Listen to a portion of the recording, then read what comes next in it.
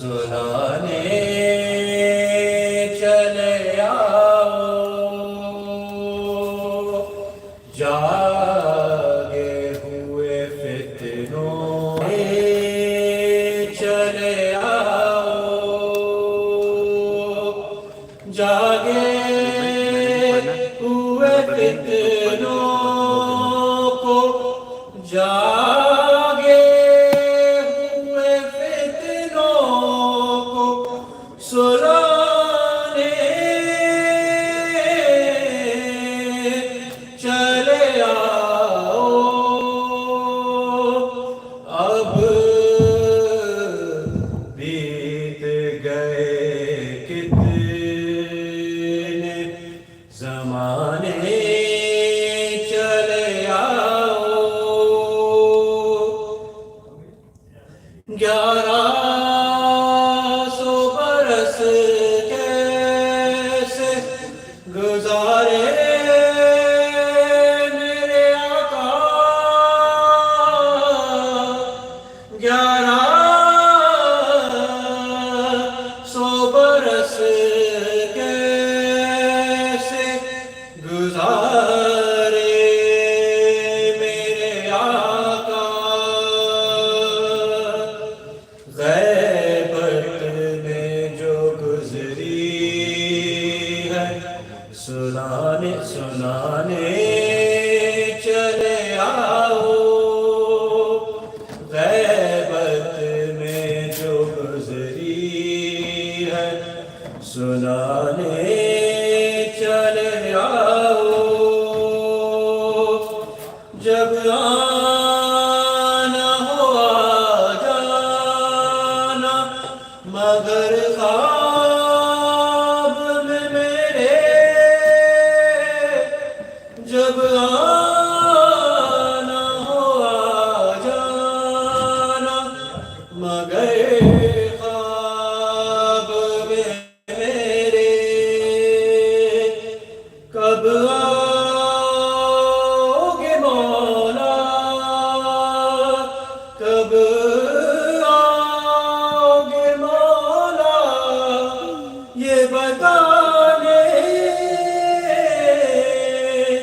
چلے آؤ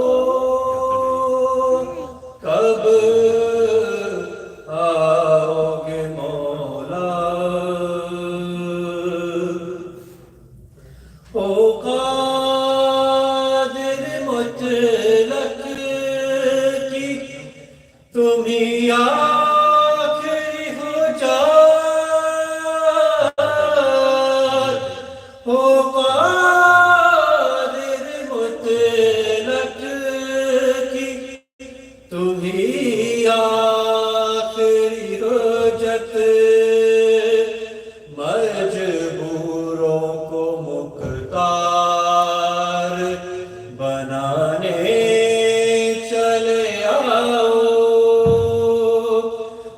مجبوروں کو مختار بنانے چلے آؤ ہر سمت رواں ہے ابو سفیان کا سکہ ہر سمت رواں ہے ابو سفیان کا سکہ ابو طالب کا سکہ ابو طالب کا چلانے چلے آؤ محمد وآل محمد صلوات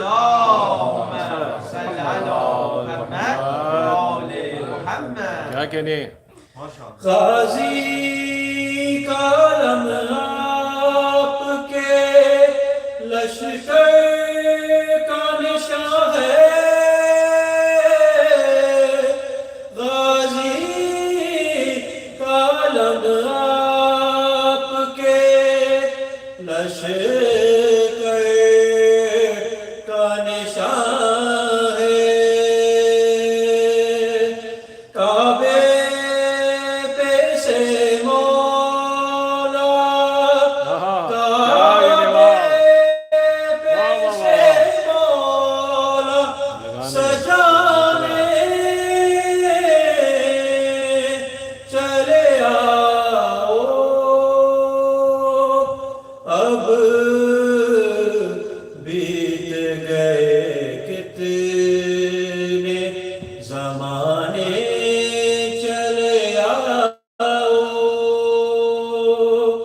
जागे हुए फितनों को सुलाने चले आओ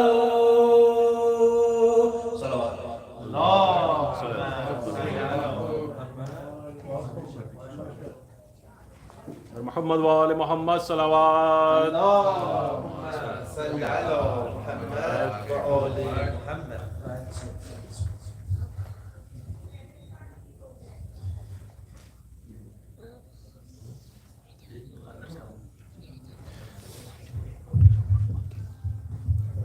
والذي يسر اللهم صل على محمد وآل محمد وآل محمد وأجل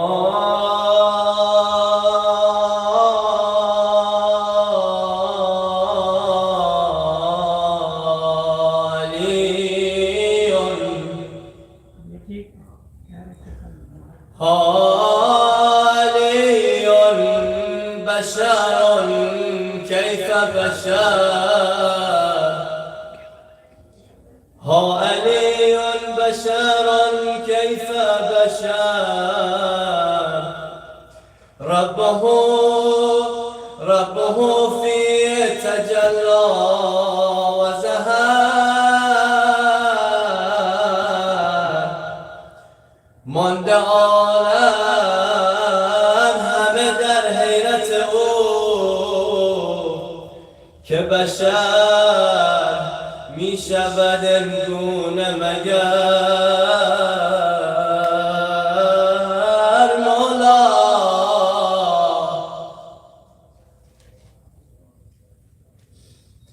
شب سرشار ز اسرار قدیم شب عشق علمدار قدیم شب حیدر شب حجت حق شب رحمت به احرار علی ها علی بشر کیف بشر ربه فیه تجلی و ظهر مانده عالم همه در حیرت تو که بشر می شود این گونه مگر که بشر می شود این گونه مگر همه هستیم خم و باد علی همه هستیم خم و باد علی یم رحمت بود ناد علی به نبی گفت که جبریل امین که علا یا نبی ناد علی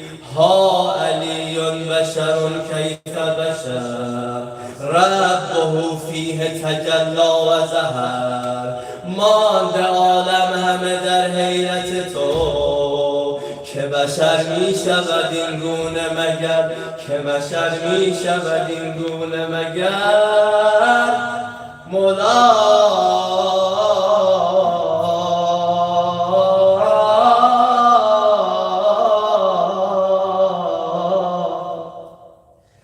علی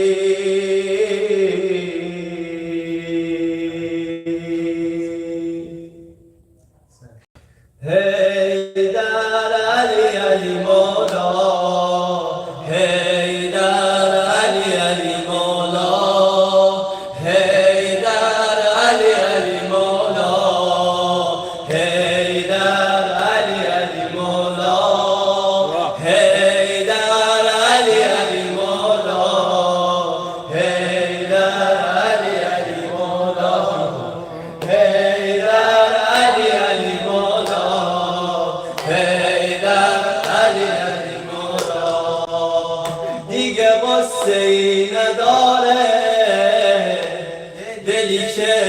دست علیه، به خدا درهای بسته، کلیدش دست علیه.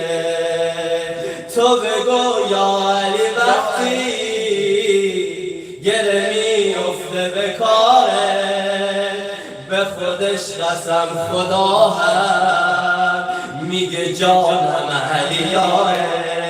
چشمام خاک زیر پاته، مسته ایبون تلاته. چشمام خاک زیر پاته، مسته ایبون تلاته. حیدر علی علی مولا، حیدر علی علی مولا، حیدر علی علی مولا، حیدر جانم، حیدر علی علی مولا، حیدر علی علی مولا، حیدر علی علی مولا.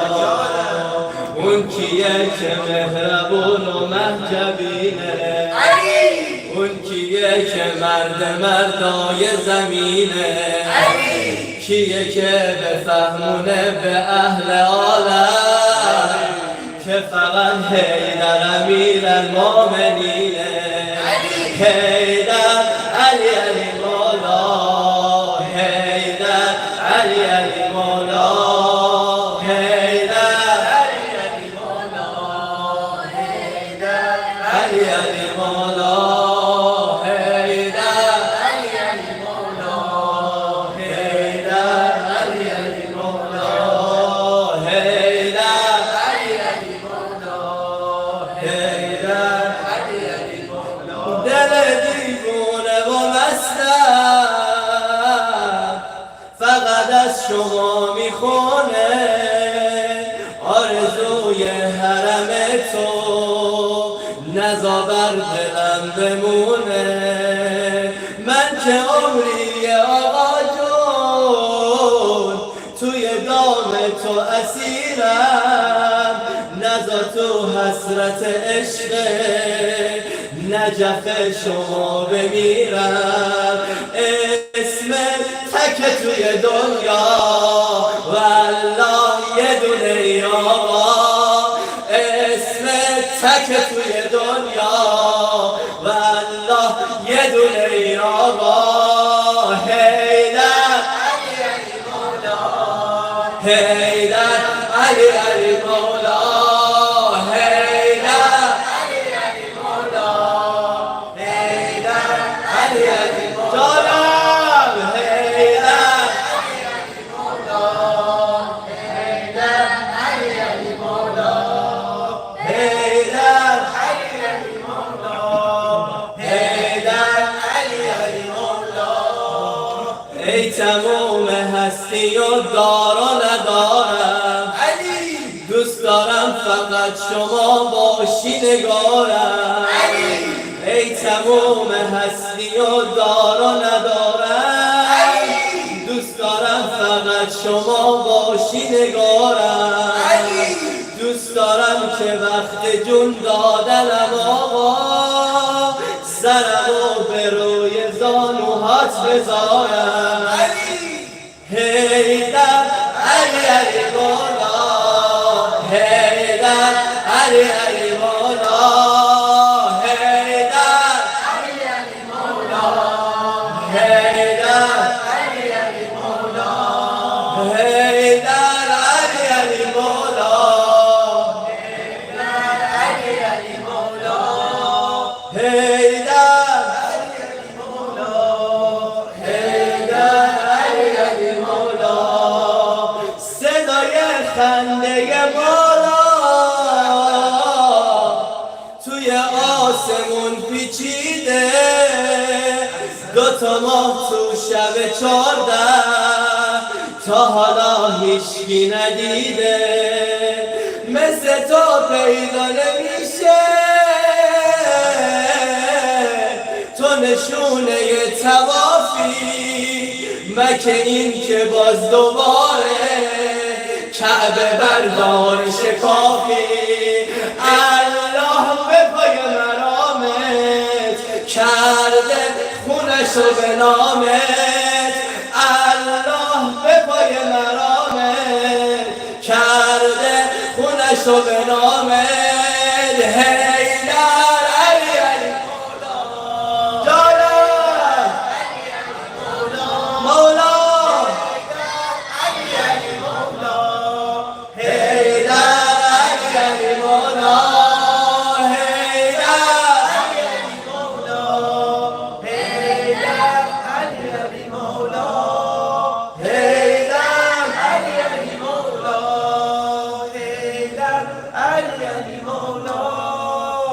بلا گردون سر تو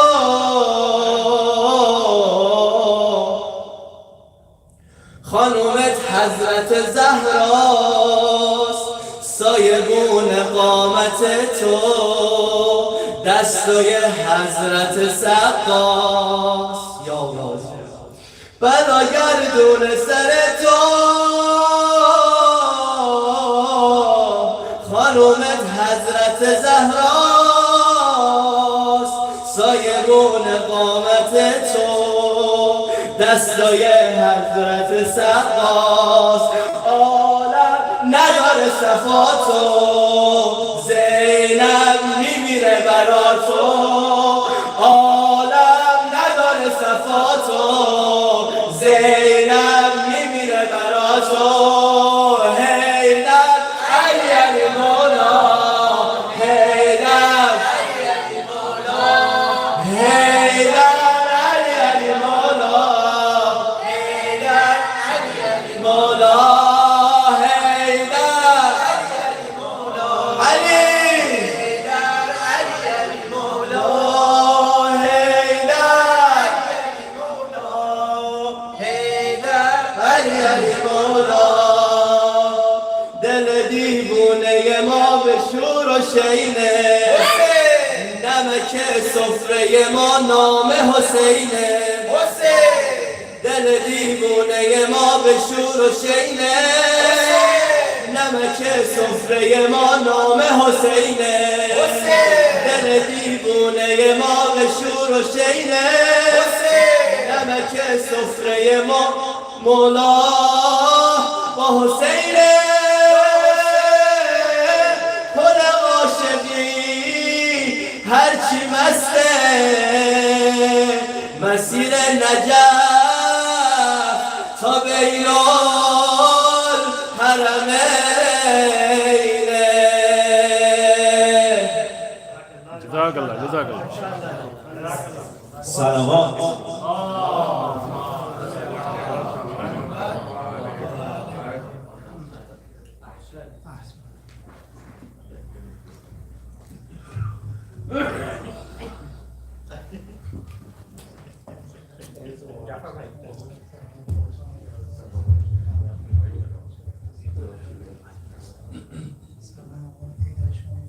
सलावत भेजिए पर मोहम्मद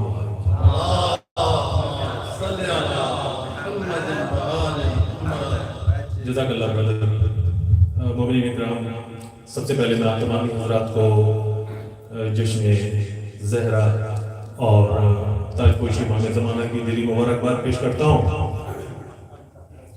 आज हमारे लिए यकीनन बहुत ही खुशी का दिन है।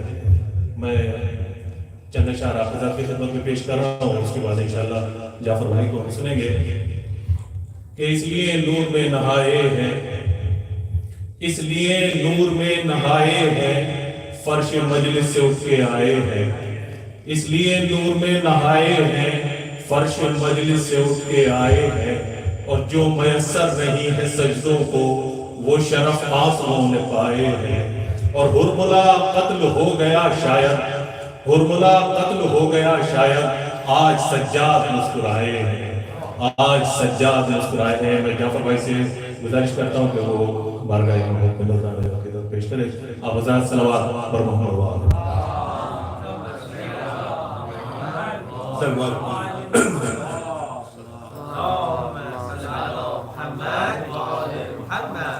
दुआ फातिमा की हम अहले अज़ा हैं,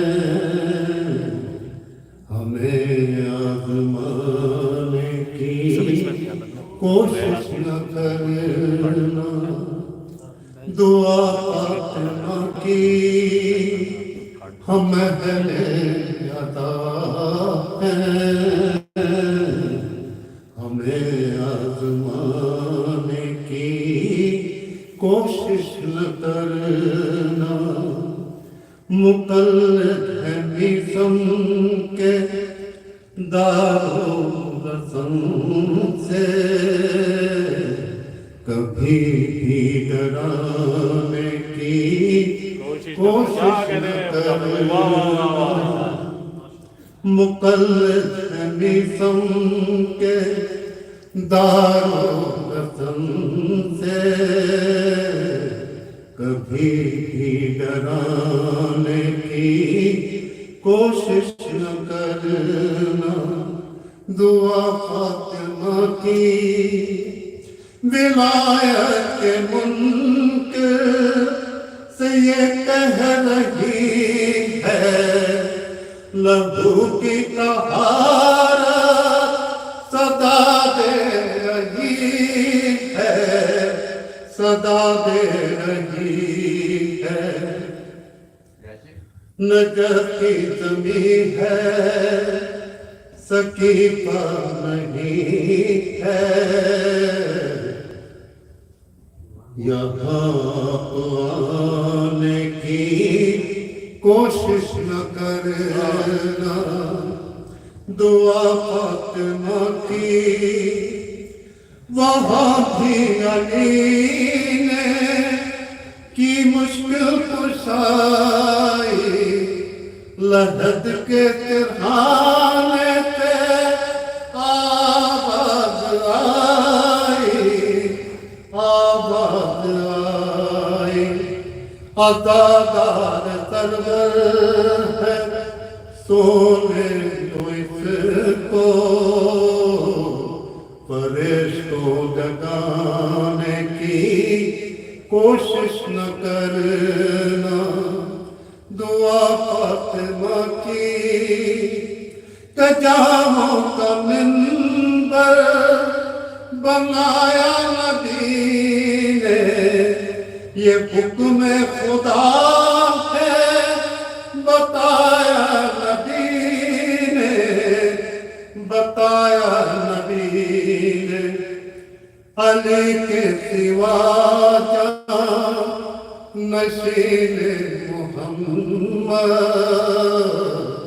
किसी को बनाने की कोशिश न करना। दुआ फातिमा की मुसलसल है तहरा वहाँ मिया का, जहाँ पर सजा है अलम वफा का, अलम वफा का। खबरदार कह दे कोई मुश्किलों से, वहाँ न जाने की कोशिश तो करना। दुआ फातिमा की खुदा हुक्म देता है मेरे मोहम्मद, किए जाए सजदों पे सजदे मुहम्मद, सजदे मुहम्मद। हुसैन आपकी पुश्त पर आ गए हैं, अभी सर उठाने की कोशिश न करना। दुआ फातिमा की खुदा हुक्म देता है मेरे मोहम्मद, किए जाए सजदों पे सजदे मुहम्मद, सजदे मुहम्मद। हुसैन आपकी पुश्त पर आ गए हैं, अभी सर उठाने की कोशिश न करना। दुआ فاطمہ کی خدا کی قسم شک نہیں اس میں کوئی نگہبان خود ہے محمد کی بیٹی محمد کی بیٹی چراغ عزاداری جلتا رہے گا ہواؤں بجھانے کی کوشش نہ کرنا دعا فاطمہ کی ہے نوکر علی کا عدل سے مزاجن بگڑ جائے گا مثل طوفان فورن تکلم کے آگے خضوع علی کا قصیدہ سنانے کی کوشش نہ کرنا دعا فاطمہ کی ہم اہل رضا ہے ہمیں آزمانے کی کوشش نہ کرنا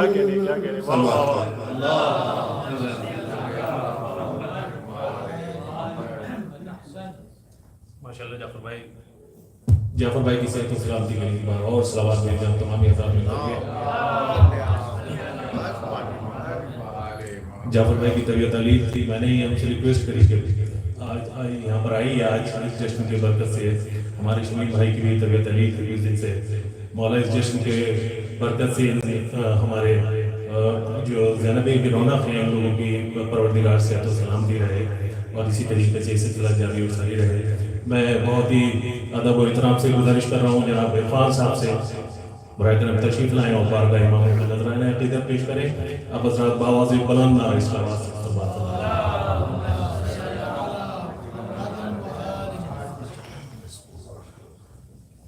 السلام علیکم. آپ سب کو عید زہرا مبارک. پڑھ دیجیے محمد والے محمد.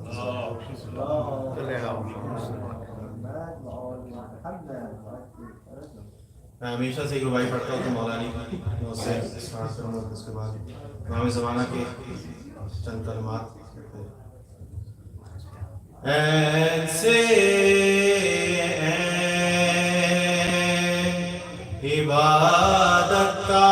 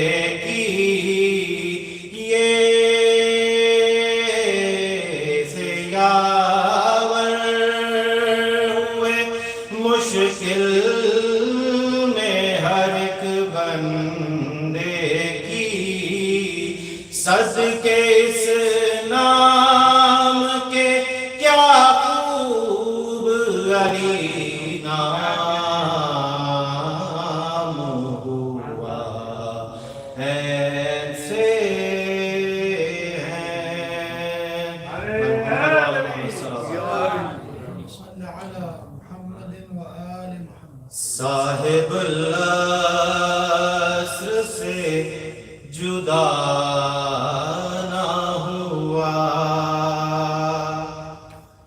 صاحب العصر جدا نہ ہوا یوں خسارہ کبھی میرا نہ ہوا صاحب العصر سے جدا نہ ہوا ان کو محسوس تو کیا میں نے ان کو محسوس تو کیا میں نے صرف آنکھوں کا تجربہ نہ ہوا صاحب العصر سے جدا نہ ہوا محمد وآل محمد شب آغاز غیبت کبریٰ شب آغاز غیبت کبریٰ چاندنی آج پرزیاں نہ ہوا صاحب العصر سے جدا نہ ہوا جو ہے تیرے حضور سے محروم جو ہے تیرے حضور سے محروم غیب سے اس کو فائدہ نہ ہوا صاحب العصر سے جدا نہ ہوا اس کی مدحت بیان کیا ہوگی اس کی مدحت بیان کیا ہوگی جس کے ناموں کا ترجمہ نہ ہوا صاحب العصر سے جدا نہ ہوا مستقل ہے نگاہیں کعبے پر مستقل ہے نگاہیں کعبے پر میرا تبدیل زاویہ نہ ہوا صاحب العصر سے جدا نہ ہوا زندگی بھر لکھا تکلم نے زندگی بھر لکھا تکلم نے حق کے مدحت مگر ادا نہ ہوا صاحب العصر سے جدا نہ ہوا بر محمد وآل محمد بلند ترین صلوات جب کرنا ہو جناب آپ کے ساتھ سے آپ تشریف لائیں بارگاہ محمد میں نذرانہ عقیدت پیش کریں آپ تمامی حضرات ایک بار پھر نعرہ صلوات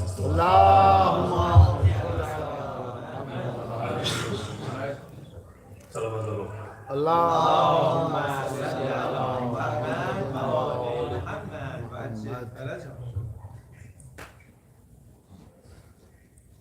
علی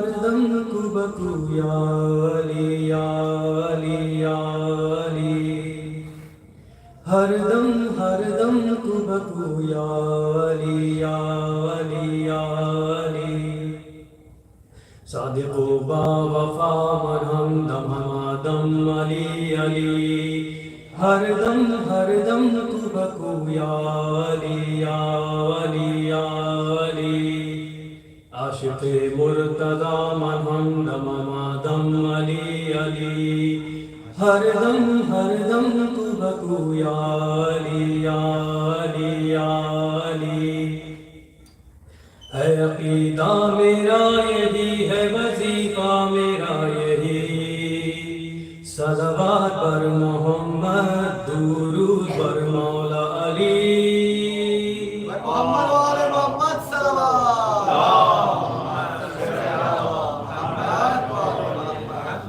یا علی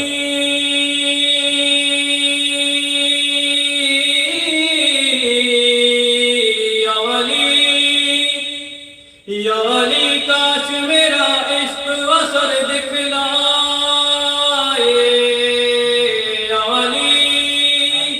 یا علی کاش میرا عشق وصل دکھلائے جن سے ہے پیار تمہیں ان میں جگہ مل جائے میں یہ سمجھوں گا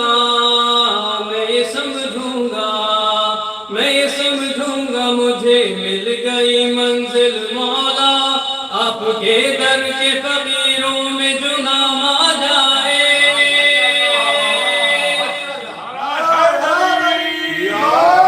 محمد وآل محمد صلوات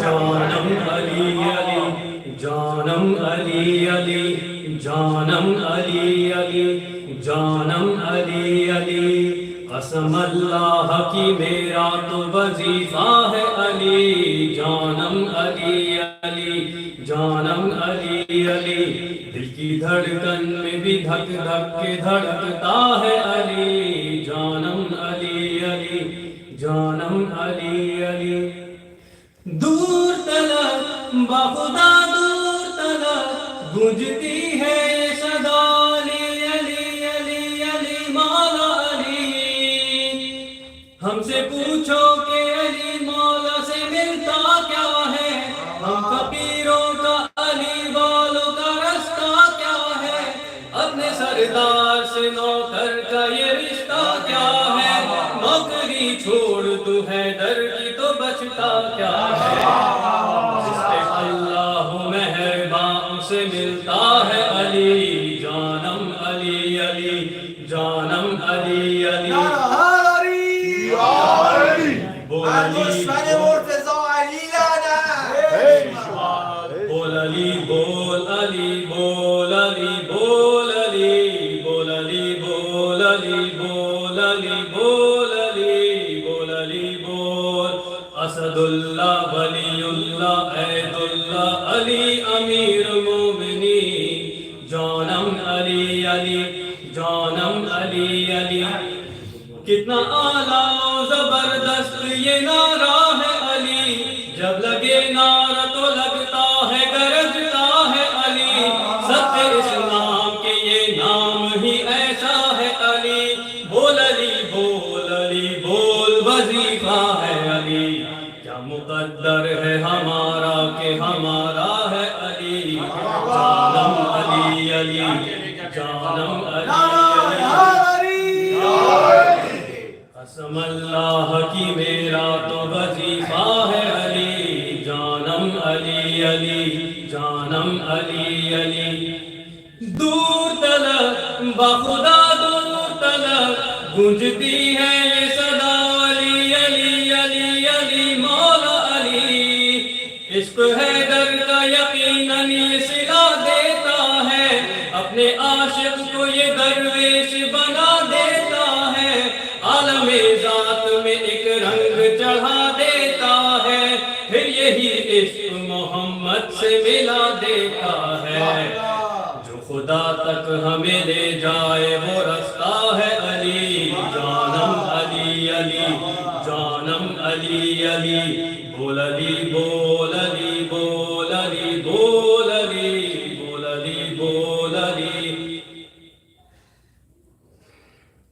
جانم علی علی جانم علی علی دور تلک بخدا دور تلک گونجتی ہے یہ صدا علی علی علی علی مولا علی گھر علی کا ہی صدا دین کے کام آیا ہے خون علی کا ہی سرے کرب و بلا بکھرا ہے وہ حسین اصغر و اکبر و علم والا ہے گونجتا آج بھی زینب کا یہی خطبہ ہے ابن مرجان یہ سن لے میرا بابا ہے علی جانم علی علی جانم علی علی دل کی دھڑکن میں بھی دھک دھک کے دھڑکتا ہے علی جانم علی علی جانم علی علی بول علی بول بول علی بول علی بول علی بول علی بول علی بول علی صلوات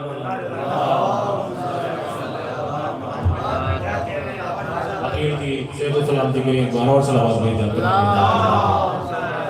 اور اب میں گزارش کر رہا ہوں فیاض بھائی سے برائے کرم تشریف لائیں اور بارگاہ امامت میں نذران عقیدت پیش کریں ہمارے پاس کیونکہ ہم آلریڈی لیٹ ہو چکے ہیں لہٰذا اگر اپنے کلام کو مختصر رکھیں گے تو ہم اپنے ٹائم پر مولانا کو سن سکیں گے ایک بار صلوات بھیجیے گا تمام حضرات میں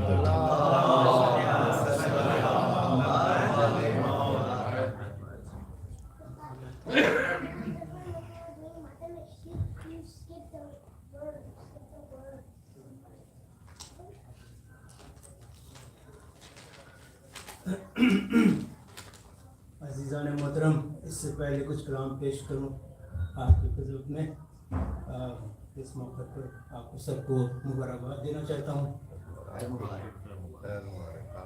شکریہ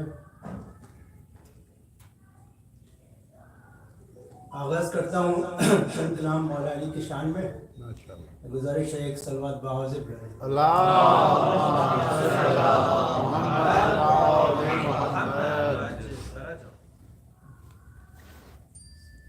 علی ازل سے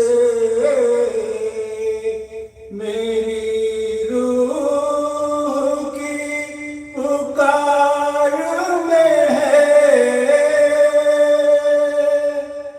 علی ازل سے میری روح کی پکار میں ہے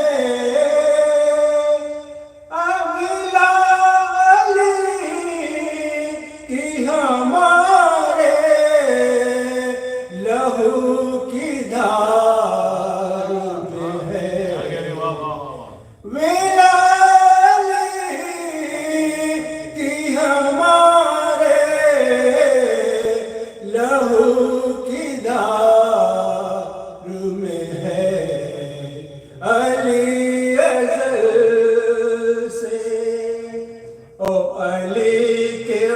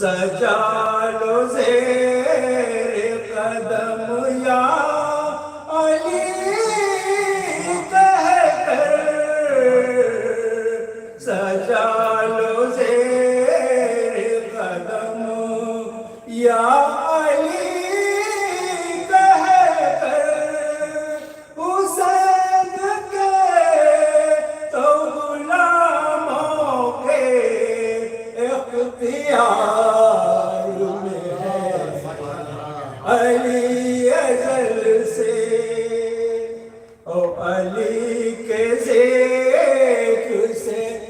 पहुँचा हूँ आसमानों तक, अली के ज़िक्र से पहुँचा हूँ आसमानों तक, शुमार मेरा भला वरना किस शुमार में है अली अज़र से, और न जाने कब की क़यामत गुज़र गई होती, न जाने कब की क़यामत गुज़र गई होती, अली के लाल की ग़ैबत लिए हिसार में है अली अज़र से।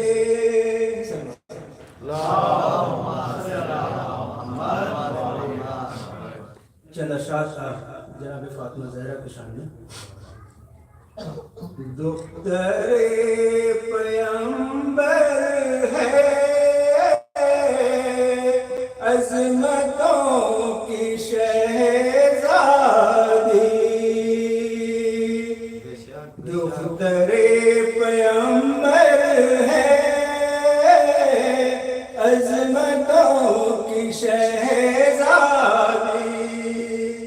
अंबिया से बेहतर है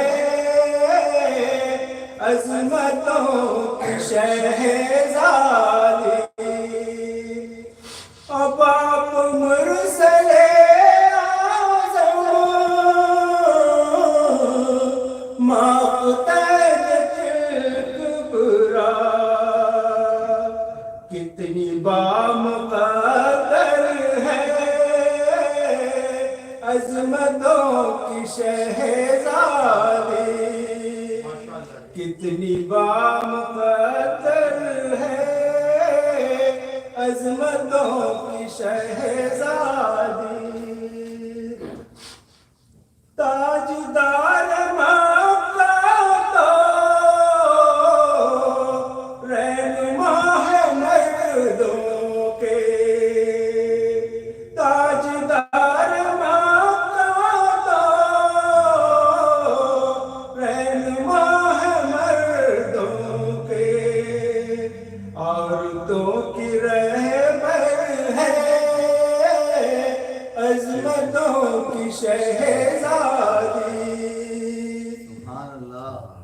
अज़मतों की शहज़ादी, कैसे कोई देखेगा माददी निगाहों से, नूर का समंदर है अज़मतों की शहज़ादी, अपने मुँह के लुक़मे भी दे दिए फ़कीरों को, कि अपने मुँह के लुक़मे भी दे दिए फ़कीरों को, किस कदर तवंदर है अज़मतों की शहज़ादी, दुख्तरे पैगंबर है अज़मतों की शहज़ादी।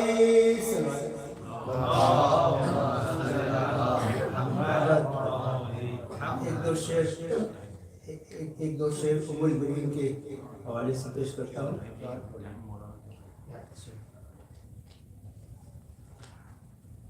मौला सज्जाद के नाम से एक दो शेर पेश करता हूँ। नाम सज्जाद का जब विर्दे ज़बां होता है, नाम सज्जाद का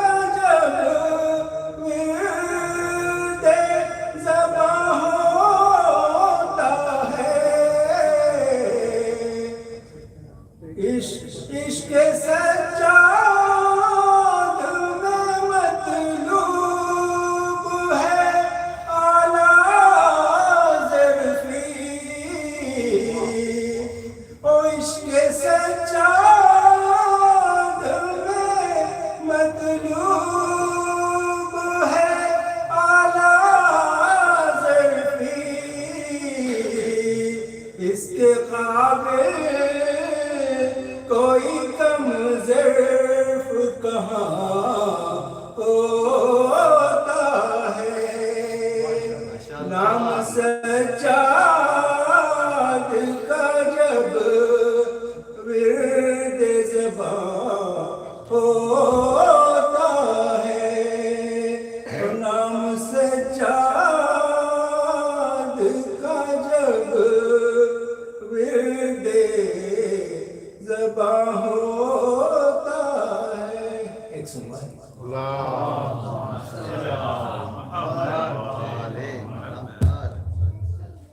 جزاک اللہ. فیاض بھائی کی صحت و سلامتی کے لیے ایک بار اور صلوات بھی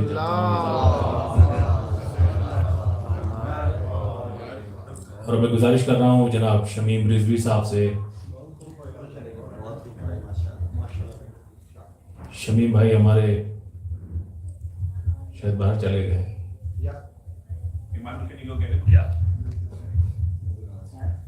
ایک بار اور صلوات دیجیے گا تمام حضرات مل کر کے. چار مثلیں پیش کر رہا ہوں جب تک ہمارے انشاءاللہ شمیم بھائی آ جائیں گے. کہ مجھ کو بہلول سا دیوانہ بنا دے یا رب، مجھ کو بہلول سا دیوانہ بنا دے یا رب، کل ایمان کا مستانہ بنا دے یا رب.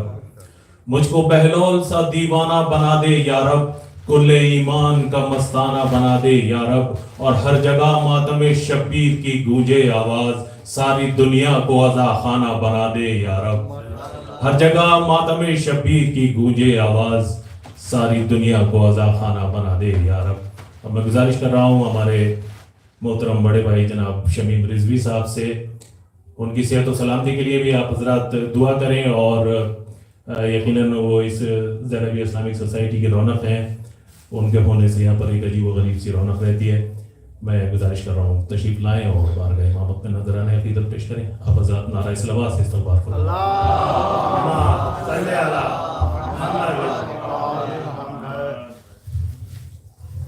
اعوذ باللہ من الشیطان الرجیم، بسم اللہ الرحمن الرحیم.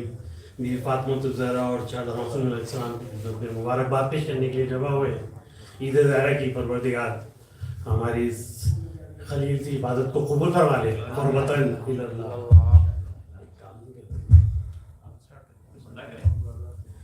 وقت کے دعوے میں اتنی گنجائش نہیں ہے تو بس میں 2 شعر امام علی کی شان میں اور اس کے بعد ایک چھوٹی سی منقبت کی اجازت کی.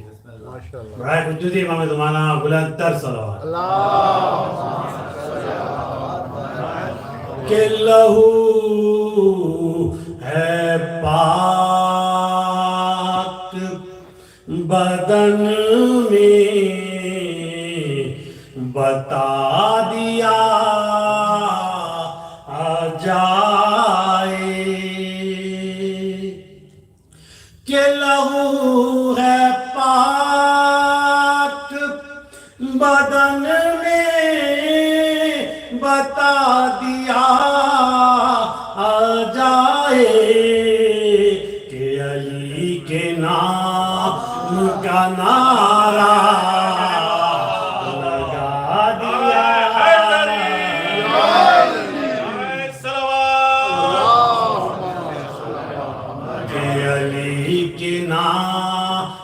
کا نعرہ لگا دیا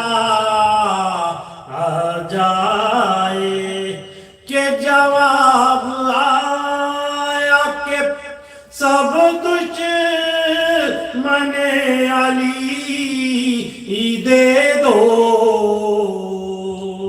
شیر مدر فرمائے گا کہ جواب آیا کہ سب دشمن علی دے دو، کہ سوال یہ تھا جہنم کو کیا دیا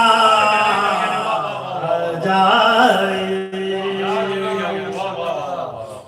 کہ سوال یہ تھا جہنم کو کیا دیا جائے. صلوات دیجیے محمد اللہ. یہ منقبت انشاءاللہ پھر کبھی اور میں چھوٹا سا کلام تبرے کے حساب سے پڑھنا چاہ رہا ہوں کیونکہ عید زہرا ہے. برائے خجوت امام زمانہ بلند تر صلوات.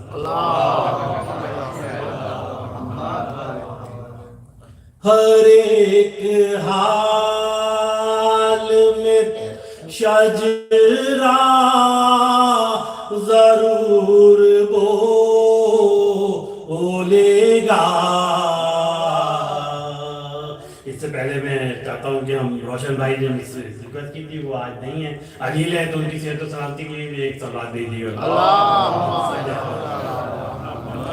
ہر ایک حال میں شجرا ضرور بولے گا، جو خوش نصب ہے تبرا ضرور بولے گا. اور کوئی بھی بولے نہ بولے مگر خدا کی قسم، علی کے بارے میں کعبہ ضرور بولے گا. اور نفاق چھپ نہیں سکتا کبھی چھپانے سے، لب خاموش تو چہرہ ضرور بولے گا. میں کوشش کر رہا ہوں زیادہ سے زیادہ کلام آپ کو سنا سکوں، تو میں ریپیٹ بھی نہیں کر رہا، تو بس جلدی جلدی جو بھی ہے. یہ اور بات ہے سجدے نہ بول پائیں گے. یہ تمام مومنات کے لیے 2.25 مہینے آپ لوگوں نے اپنے عشق جناب فاطمہ الزہرا کے رومال میں جمع کیے ہیں، ان کی نظر کر رہا ہوں. یہ اور بات ہے سجدے نہ بول پائیں گے، مگر یہ عشق کا قطرہ بولے گا.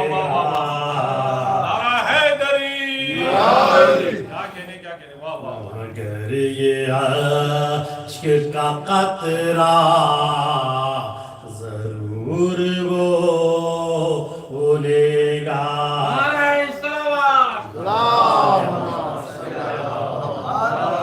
اور زبان کاٹنے والے تجھے قبر بھی ہے، علی کے عشق کا جذبہ ضرور بولے گا. ہر ایک حال میں شجرا ضرور بولے گا. اور تو اپنے عیب چھپانا کہ دشمن شابی برے عمل کا نتیجہ ضرور بولے گا. برے عمل کا نتیجہ ضرور بولے گا. اور خصوصاً یہ شعر جہاں بھی سنیے. اور کہیں بھی بات جو آئے گی حق زہرا کی، تو علی کا چاہنے والا ضرور بولے گا.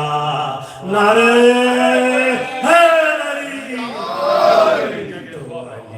کا چاہنے والا ضرور بولے گا. اور یہ بیماری کربلا کا کرم ہے مجھ پہ بھی، اور جو بھی بیمار ہیں میں شعر نظر کر رہا ہوں، ان کی وجہ سے آج میں یہاں بیٹھا ہوا اپنی بات ادا کر رہا ہوں. مجھے حسین کے بیمار نے شفا دی ہے اور مجھے حسین کے بیمار نے شفا دی ہے ہر صدی کا مسیحا ضرور وہ اڑے گا آخری شعر باوقت پرسش آوال روز حشر بقا میرے لیے میرا مولا ضرور بولے گا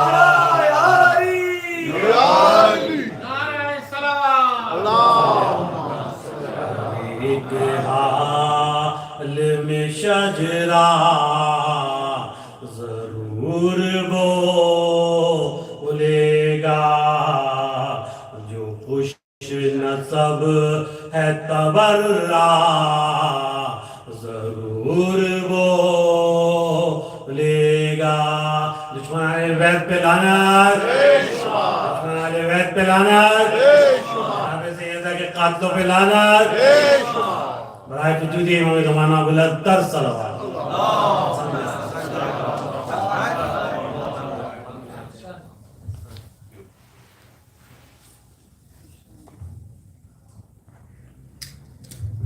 مولین اکرام السلام علیکم. سب سے پہلے میں آپ تمامی حضرات کو عید زہرا اور تاج پوشی امام زمانہ علیہ السلام کی دلی مبارکباد پیش کرتا ہوں.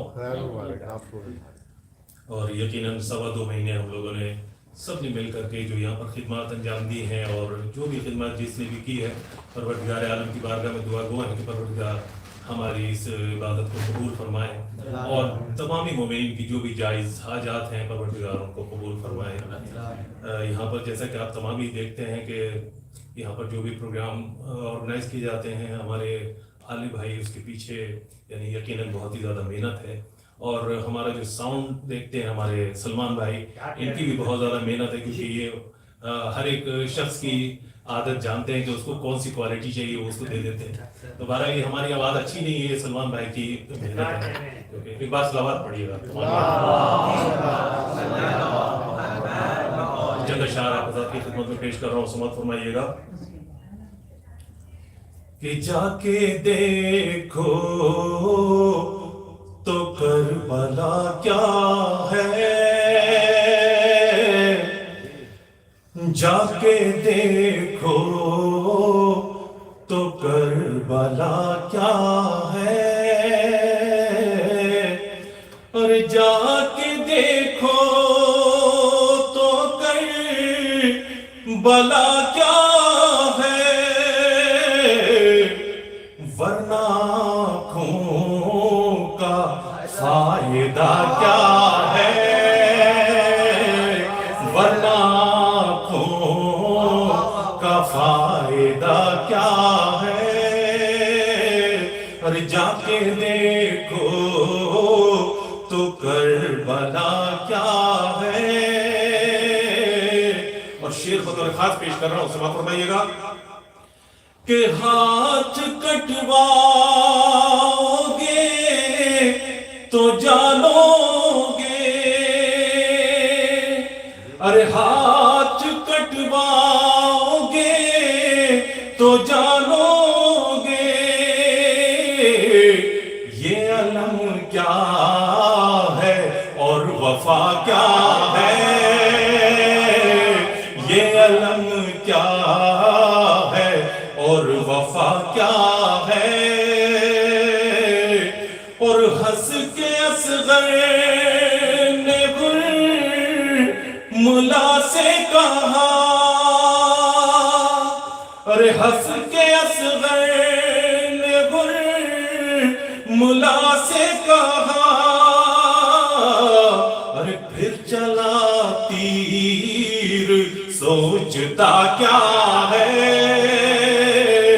پھر چلا تیر سوچتا کیا ہے اور ہوتا مرحب تو کچھ مزہ آتا. ارے بولے اصغر یہ حرملا کیا ہے،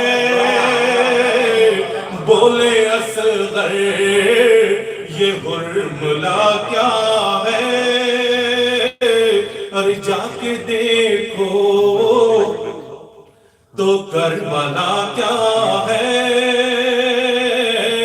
اور حاصل کلام شریف پیش کر رہا ہوں، سماعت فرمائیے گا کہ آل و قرآن دونوں باقی ہیں. ارے آل و قرآن دونوں باقی ہیں. ارے خیمہ شاہ میں جلا کیا ہے، ارے خیمہ شاہ میں جلا کیا ہے. اور سر تو نیزے پر چڑھ کے بول اٹھا، اور سر تو نیزے پہ چڑھ کے بول اٹھا. اور شمر حیران ہے کٹا کیا ہے، اور شمر حیران ہے کٹا کیا ہے.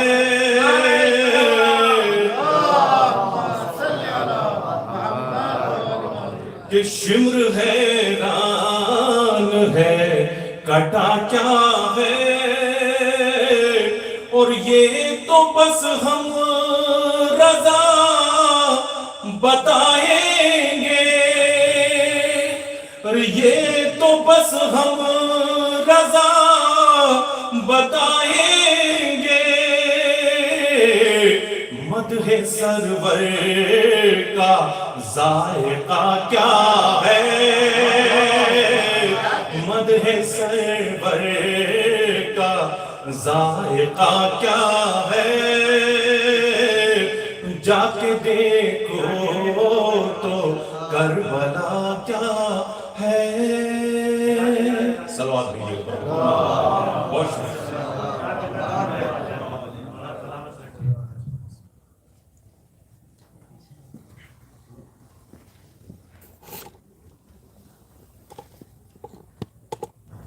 صلوات بھیج دے پر محمد و آل محمد.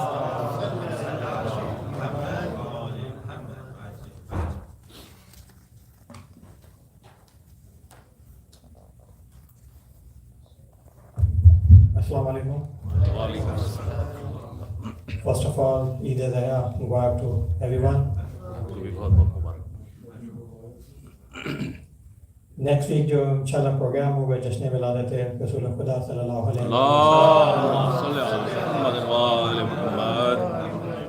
So that will be on next Sunday, October 1st, inshallah. But that program will start on at 5 p.m. before Maghrib.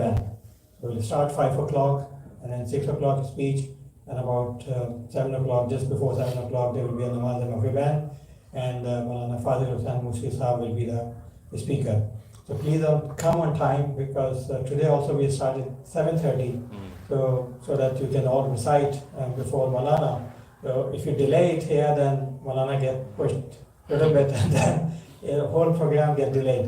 So please come on time. That will be a tight schedule, because we will start 5 and then 7 o'clock is the namaz and Maghrib, so we cannot delay too much. I would like to again request you to please come on time, so that we can start all the program on time. And one loud salawat for Salim Bhai and all Mankabat Khan here, that Jafar Bhai was here, and all of these that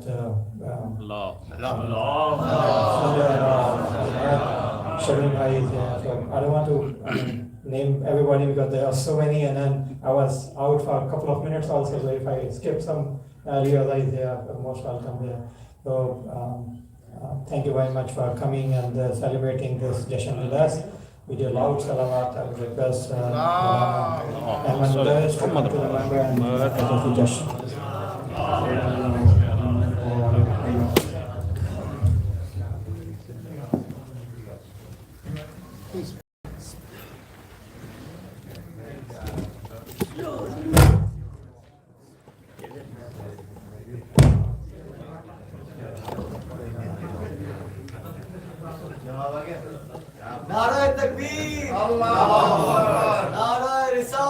Ya Resulallah.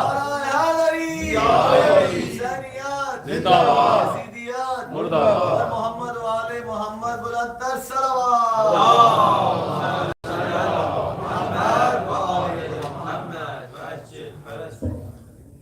Respected brothers and sisters, Assalamu alaikum wa rahmatullahi wa barakatuh. With the ijazah from Sheikhna, inshallah, I will take a few minutes of your time and hopefully we can, inshallah, finish in a timely manner because tomorrow is a work day and I don't want to be responsible for, God forbid, anyone missing their Fajr Salat or affecting their schedule tomorrow. For the honor of the martyr of today, which we just passed, the Shaheed of today, Imam Hassan al-Askari alayhi salam, salawat ala Muhammad wa ala Muhammad. The second salawat for the honor of our beloved Prophet Rasulullah and his immaculate progeny Ahlul Bayt, especially his brother and true successor Ali ibn Abi Talib, sallu ala Muhammad wa ala Muhammad.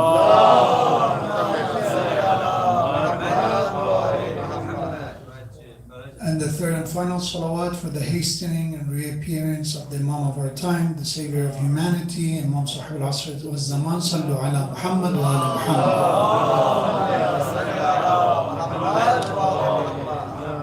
أعوذ بالله من الشيطان اللعين الرجيم بسم الله الرحمن الرحيم لا حول ولا قوة إلا بالله العلي العظيم الحمد لله الذي لا يبلغ مدحته القائلون ولا يحصي نعماءه العادون ولا يؤدي حقه المجتهدون الذي لا يدركه بعد الهمم ولا يناله غوص الفطن ثم الصلاة والسلام على أشرف الأنبياء والمرسلين حبيب إله العالمين أبي القاسم المصطفى محمد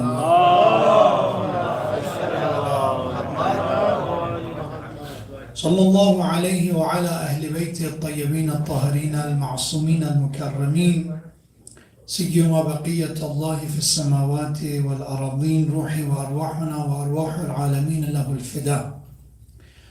قال الله تبارك وتعالى في القرآن الكريم وقوله الحق وأصدق الصادقين وعد الله الذين آمنوا منكم وعملوا الصالحات ليستخلفنهم في الأرض كما استخلف الذين من قبلهم وليمكنن لهم دينهم الذي ارتضى لهم وليبدلنهم من بعد خوفهم أمنا يعبدونني لا يشركون بي شيئا ومن كفر بعد ذلك فأولئك هم الفاسقون. صدق الله العلي العظيم. May Allah subhanahu wa ta'ala illuminate our souls and our hearts by the light of Iman and guidance and by the love of the Prophet and his family. With the salawat ala Muhammad wa ali Muhammad.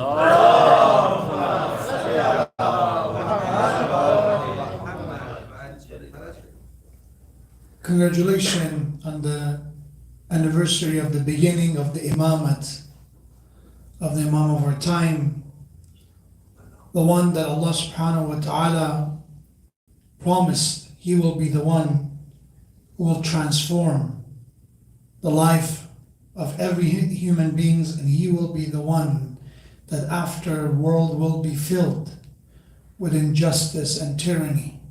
He will replace it with justice. He will replace it with idala, and he will replace injustice and tyranny with the divine guidance of Allah subhanahu wa ta'ala. We ask Allah subhanahu wa ta'ala to be among his true awaiters during the time of occultation and to be worthy to be among his followers and his Shia with the salawat ala Muhammad wa ali Muhammad.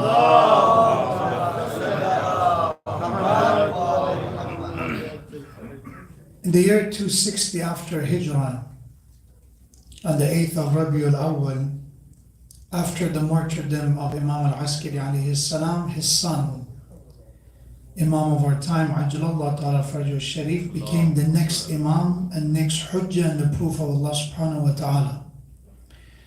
And since that day till today, it has been 1,185 years since the beginning of his Imamate.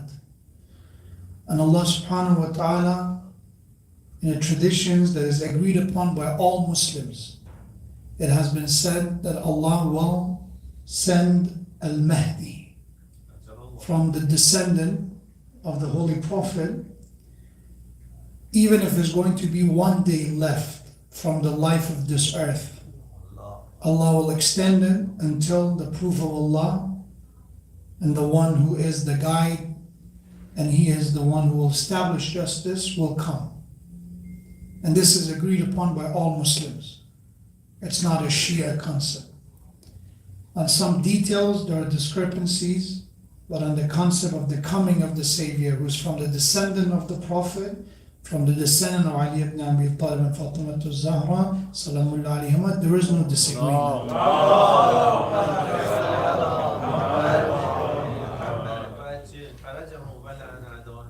We believe that this imamat is a gift of Allah subhanahu wa ta'ala in any shape and form, even if it's in a form of occultation.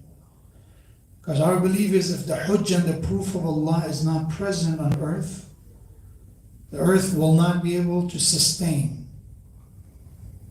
The tradition says, if in any given time, since the beginning of the first prophet of God on earth, Adam alayhi salam, till the last human being on earth before day of judgment, always there should be a present of the hujjah, the proof of Allah subhanahu wa ta'ala, because Allah did not create all this in vain.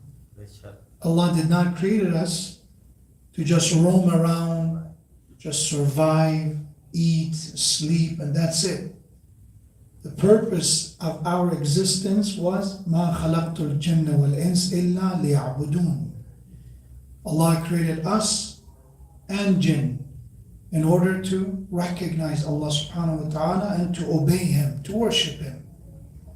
And in order to get there, there's this need and necessity for the proof of Allah to be present, to guide people toward the reason of their existence, the purpose of their existence, which is ubudiyya and servitude.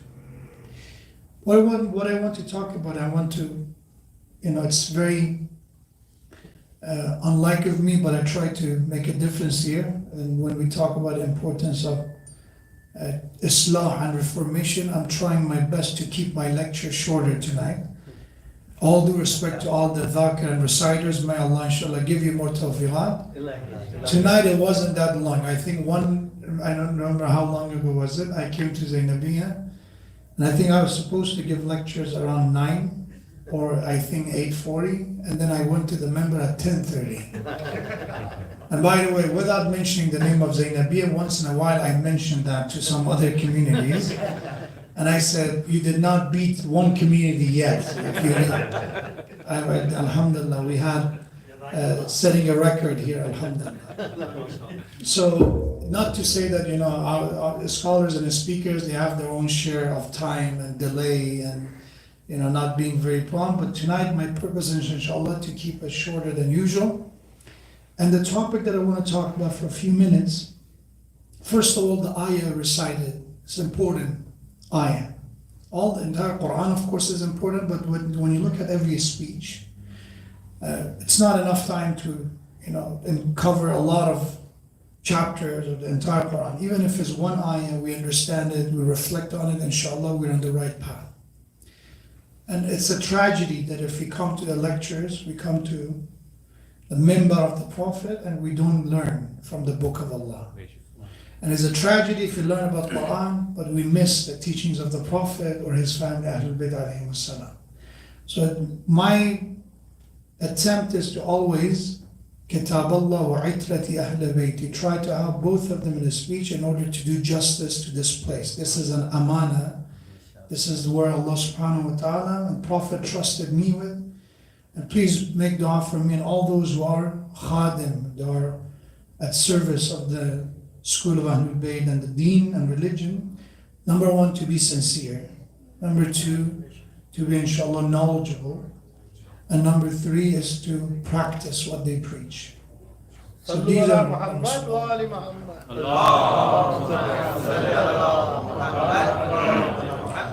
that we are in need of dua more than I would say many other people, because God forbid if someone was in a position that others listen to him, if they slip and if they say something that God forbid is not approved by Allah or the Messenger or Ahlul Bayt alayhi salam, then not only they fall, they will cause, the slip and the deviance of many with them. So your dua is needed, inshallah. Allah in Surah An-Nur, verse 55, Allah says that I make a promise. This is a promise that I made a long time ago. وَعَدَ اللَّهُ الَّذِينَ آمَنُوا. Wa'ada in this case means is Allah subhanahu wa ta'ala's promise that is a valid promise, and is still a promise that He is on it. It's not something that is already over. It's a promise that is still relevant, is present to this day. And that promise is to the believers, to the people of faith and iman. وَعَدَ اللَّهُ الَّذِينَ آمَنُوا. And inshallah we are among the believers, right? And that's why it's mustahab and is recommended when you hear the adhan, right? What is one of the mustahabat to say? Labbaik, right? When we say hayya ala salah, hayya ala falah, hayya ala khayr amal, we say labbaik. Labbaik meaning you answer to the call of Allah subhanahu wa ta'ala as a believer, that Ya Allah, I listen to what you asked me to do, and here I am, I'm ready. This is a positive response to your call. So Allah said to the believers and mu'mineen, Allah made a promise. And then Allah said, not only those who have faith alone, وَعَمِلُوا الصَّالِحَاتِ, and those who also they establish the right deed, the good deeds and righteous deeds as well. So their iman is accompanied by action. And please pay attention to the wording of Allah subhanahu wa ta'ala. So to the people of faith and amalul salih, righteous deed, Allah made a promise. What is that promise? لَيَسْتَخْلِفَنَّهُمْ فِي الْأَرْضِ. Allah said, we will make you successors on earth. We will make you in charge on earth. You will be the one who will have the authority and run things. This is a promise of Allah. كَمَا اسْتَخْلَفَ الَّذِينَ مِنْ قَبْلِهِمْ. The same way that people before them, maybe tyrants or oppressors or others, had rule, and sometimes in some period of history like Sulaiman alayhi salam, they had the power for a time. But in most time, this transition is mostly in the hand of the tyrants. The power comes to the oppressors, to the zalim. And the life of Ma'asumin alayhi salam is a proof of that. When I was talking with Imam Askari alayhi salam last night for the past 2 nights, the tragedy is when we look at the history of their lives, we see that from Imam as-Sadiq alayhi salam onward, the length of the imamate of every imam gets shorter every time. Every imam after Imam Musa ibn Ja'far al-Kadhim alayhi salam, it taken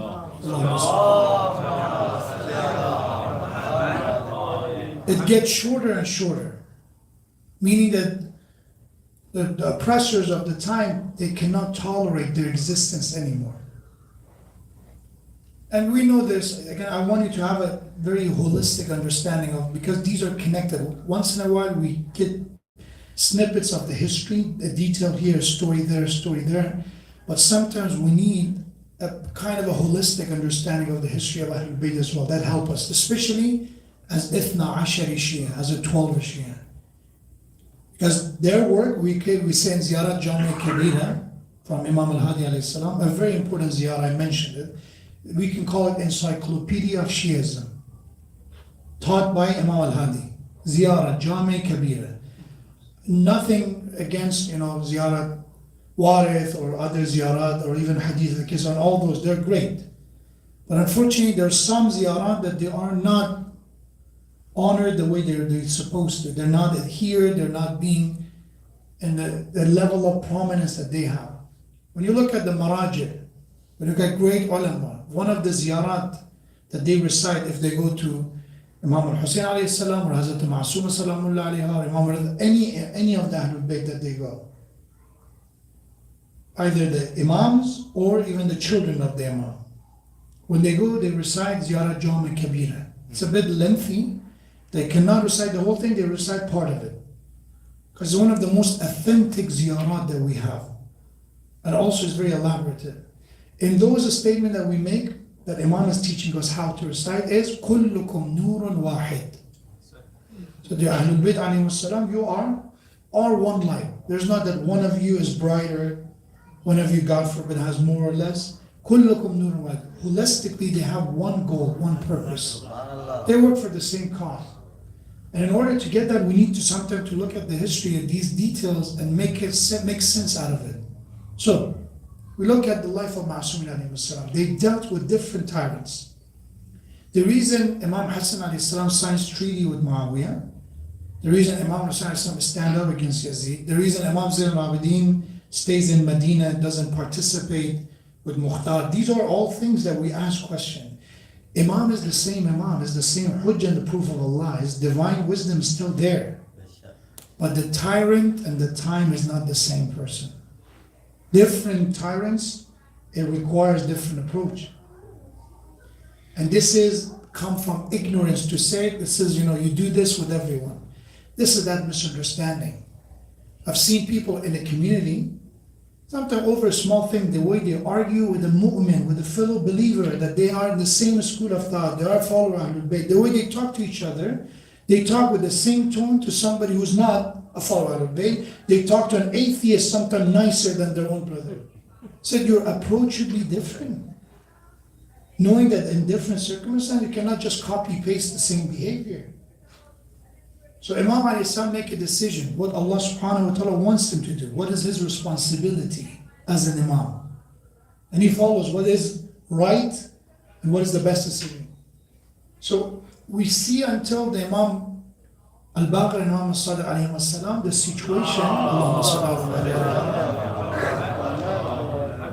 it's not ready for the Ahlul Bayt alayhi salam to teach people. Why? Because it is a matter of survival. In order to be able to focus, I give you an example. Many immigrant parents, they want their children to be educated, depending where they come from.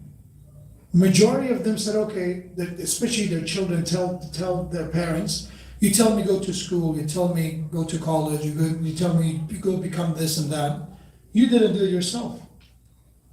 You didn't go to school yourself. How you tell me to do it? And I always tell those young people, understand their circumstances. So once in a while, you're right. Maybe they missed the opportunity, but in most cases, they didn't have what you have. Let's say that their parents died, they become an orphan at a young age, they have to provide for a family. Their main concern is to provide for a family. Forget about education, a bright future, being able to have successful career. It's right now, I need to take care of my siblings.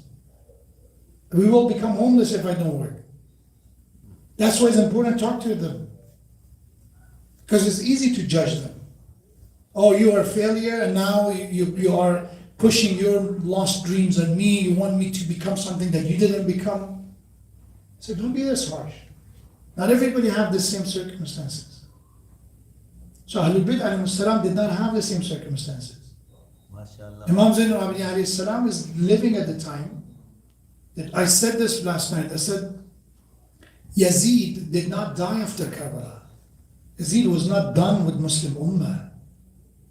Yazid is the one that after Karbala, he lived for 3 to 4 years. 61 after Hijrah was Karbala and Ashura. 64, 65 is when Yazid died. In that 3 to 4 years, he made sure that he had, leave a great rap sheet for himself. He attacked Mecca. Abdullah ibn Zubayr was there. He demolished Kaaba. His army did, by his order. He ordered his army to again attack Medina because the son of Abdullah Ghasil al-Malaika, which was a prophet companion, his son, he said, I will not obey Yazid. So he started a revolt against Yazid. So the order came, go to Medina. And Imam Zain al-Abidin is there. And they came, and not only they ransacked the entire city of Medina, they start, again, the unspeakable thing they did to Muslim women. That we have that, in that year that they attacked, 1,000 women become pregnant out of haram. This is Yazid's work. It's not that, Karbala was done, and Imam Zain al-Abidin has to come. There's much more to be done.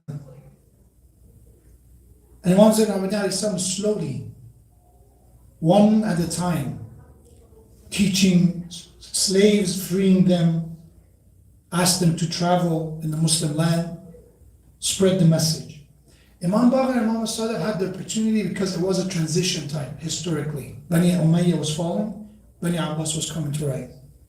That's why we have the highest amount of tradition from them. But after Imam Sadiq, when Bani Abbas established their government, they figured out we cannot let them. The excuse was, Abu Muslim Khurasani and people like him, they were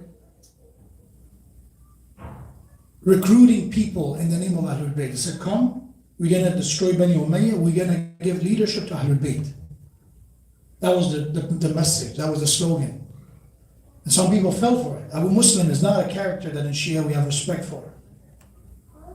He did everything he could in order to make sure Bani Abbas come to power. And once they were able to get rid of the leftover of Bani Umayyah, they said, we are the Ahlul Bayt. We are Bani Abbas. Abbas was Prophet's uncle. We are Ahlul Bayt. They created their own version of Ahlul Bayt. Ja'far ibn Muhammad and Sadiq alayhi salatu wassalam, which we look at from Imam al-Baqir onward, they are Hassani and Husseini, means they are from mother and father side, both connected to the grandchildren of the Prophet, connected to Prophet's daughter. They are not Ahlul Bayt. We are related to Abbas, Prophet's uncle, who became Muslim after he was captured in the Battle of Badr, fighting against Prophet. Abbas, Prophet's uncle, became Muslim. But later, in Battle of Badr, he was arrested. He became an asir because he was fighting against Prophet and Muslims. So Bani Abbas said, no, we're related. Abu Lahab was also Prophet's uncle. What should I do with that? But they pushed it with, of course, iron fist. So why do you see, at the moment they were established, what they did? Imam Musa bin Jafar is in prison. More than a decade in some historical reports. And we said, why we don't know how long he was in prison? For Imam Musa bin Jafar, there are numbers, 7 years, 10 years, 14 years, 16 years, 18 years. How many years he was in prison? I said, why we don't know? Because we don't know. It was on and off. They would take him out, he's lost for a while, he'd come back, again released, and again, in and out of prison. It wasn't at one sitting, it wasn't at one time. And the imamate of Musa bin Jafar is 35 years. 35 years of imamate. That at least minimum 1/3 of that imam is spent in prison. Because they recognize Bani Abbas, we cannot let people easily access them. There are encounters that they saw, how people have so much respect for them. Harun al-Rashid, we have that, he noticed that, he went to Hajj. And he saw when Imam al-Qadr came, people out of respect, they made a pathway for him to do tawaf freely without any disturbance. And he is literally being crushed, although he had bodyguards and soldiers protecting him, people ignore him as if he's nothing. And he got very, very angry and furious that what's going on? I'm the caliph, I'm the ruler. But people don't give any respect or any concern to me, and this is the way they respect him. So, huwa imam al-qulub, wa ana imam al-jusum. He is the imam of the hearts, I'm the one who rule over people's body. I forced them to do things. And they recognize that. What was the solution they came up with? Imprisonment. Didn't work out. Then Ma'mun came, son of Harun. So let's do something else. Let's defame and slander them. Let's say he's one of us. So he came and made Imam al-Rida his successor, Wali Ahd. So this way, he said, they're all the same. They're in the same business. Didn't work out. Still, people had respect for him with Ahlul Bayt al-Salam. Even his enemies, I mentioned in Imam al-Rida alayhi his Shahada, why they call him al-Rida. One of the reasons Imam al-Jawad alayhi salam said the reason that the title of Rida was given, because he was the Imam that even his enemies were pleased with him. Was Radhi. Anyone who was debated, Imam alayhi debated, at the end when they were leaving the debate, even if they didn't believe or convert or revert, they would be pleased with the debate, with the content they received. So that didn't work. What they did? Let's do further. Ma'mun made Imam al-Jawad marry his own daughter, al-Fadl. The Wali An successor didn't work out. Let's make him, he is my son-in-law. And there was an alimony, or you call it, a payment monthly given to Imam al-Jawad alayhi salam from Bani Abbas. You didn't have a choice. You have to receive this. This is a payment every year, every month. Why didn't it spread the news that, Ibn al-Rida, the son of Rida alayhi salam, Imam al-Jawad is getting money from them. But what he did, again, it backfired. He would give all that money to the people. Al-Jawad, the generous one. Even that backfired. We give him money and he gives everything to him. Every single penny goes to the people. So that doesn't work. That's why you see the length of the imamate gets shorter. The tactic doesn't work. Even the enemies get it that something doesn't work, we have to change. But as a followers of Ahlul Bayt, we do the same thing and we expect a different result. We don't do things properly, and when it doesn't work out, we don't learn, okay, I have to learn from this. Maybe my timing is not good. Maybe the language that I'm using is not proper. Maybe my attitude is not good. There's something wrong. Enemies learn that this is not working. Imprisonment didn't work. Giving them position didn't work. Forcing them marry their family didn't work. So what they did, 10th and 11th Imam, they said, okay, we're going to just shut down this connection.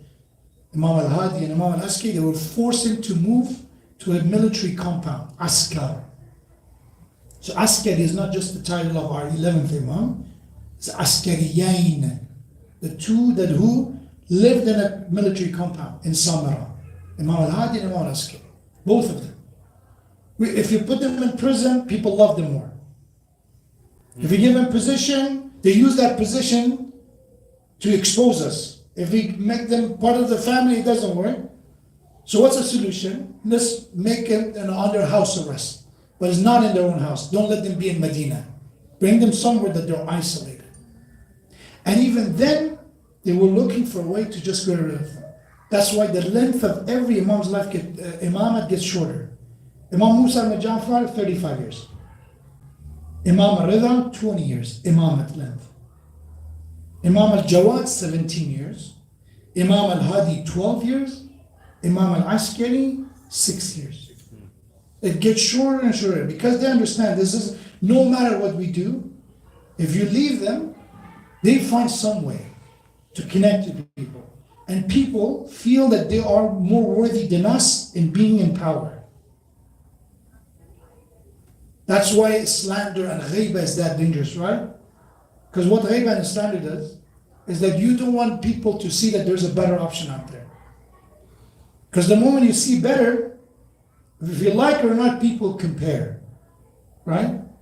Why Muawiyah went after Imam Ali? Why?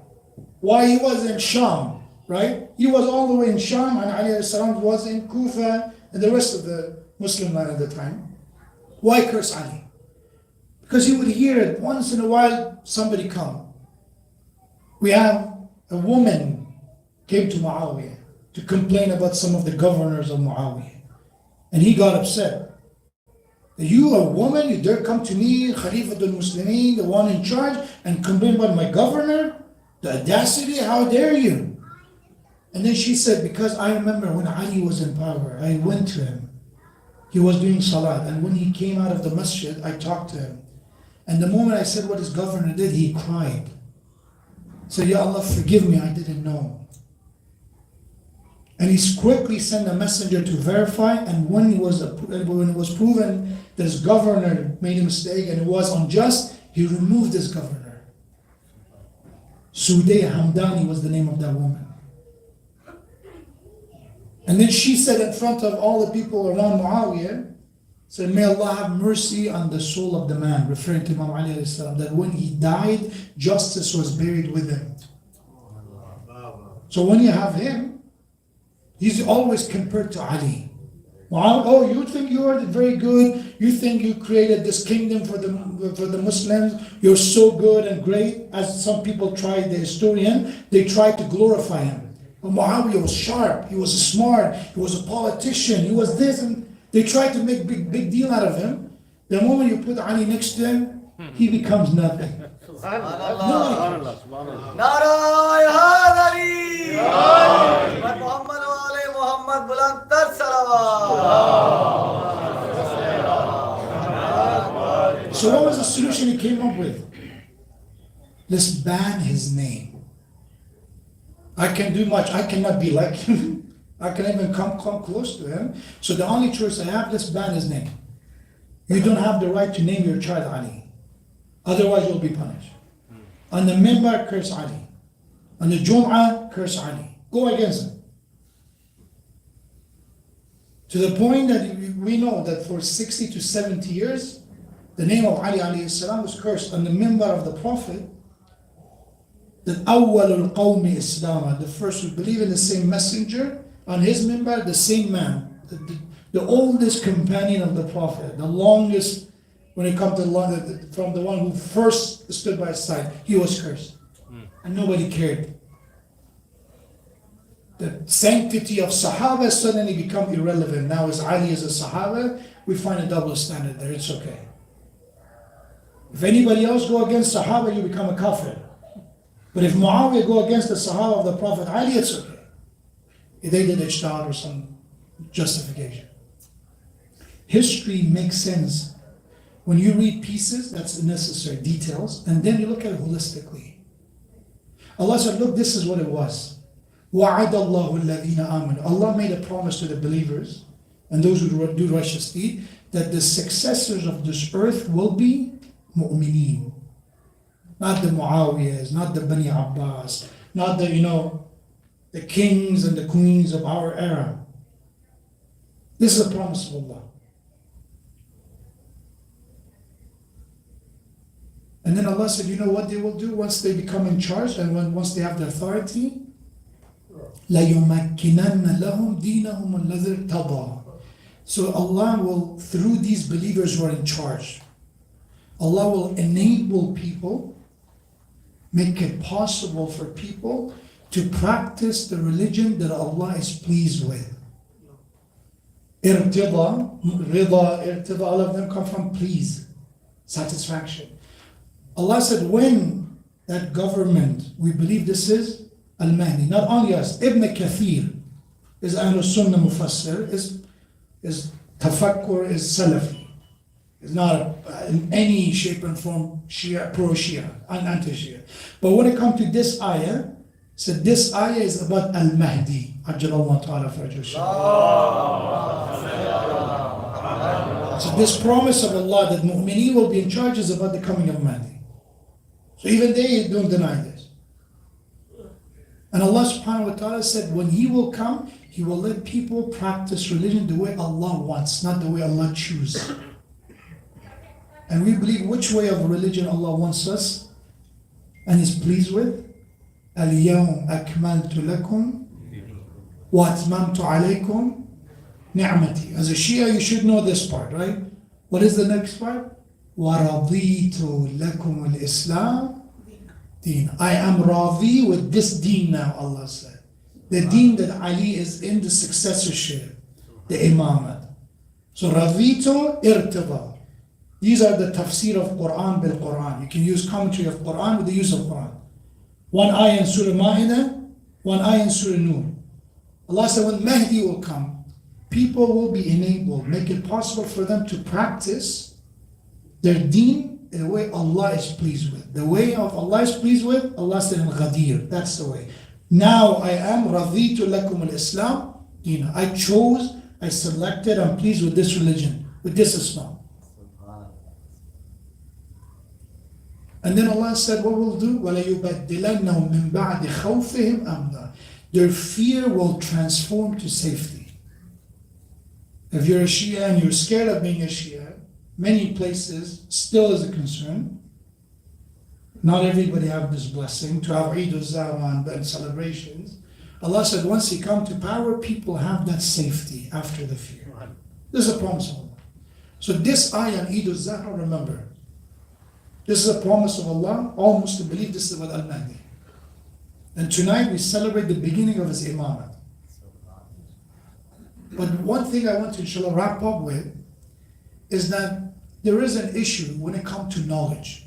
And what I mean by knowledge is our communities, we have few type of people, category of people. There's some people, mashallah, they come for the zikr and zakir and recitation. We don't deny. They listen to that part. When it comes to their speech and all that, I think they already know it, or they know more than the speaker, so they walk out. Right? I'm not talking about people who are busy. I'm not talking about people who have kids. They understand their excuse. But I'm talking about those, they have time. There's no reason, but they walk out because in their mind, they know enough. They know Ali alayhi salam is haqq. Haqq is with Ali is with haqq, and done. What else I have to know? Right? What more I need to know? I know everything. We have second category of people who come for the speech, but not for the zikr part. I'm here to learn. This is a class. This is a moment of education. And then we have people who don't like there, but they do their prayers, their salat. Not his speech, nothing. I just do my salat and I fast in Ramadan, I do my wajh. The issue with that is that these approaches is impartial ilm. These are not holistic knowledge. Ilm, Allah subhanahu wa ta'ala says a light. Al-ilmu nurun, the tradition says. Ilm is not information. Ilm is nur, light.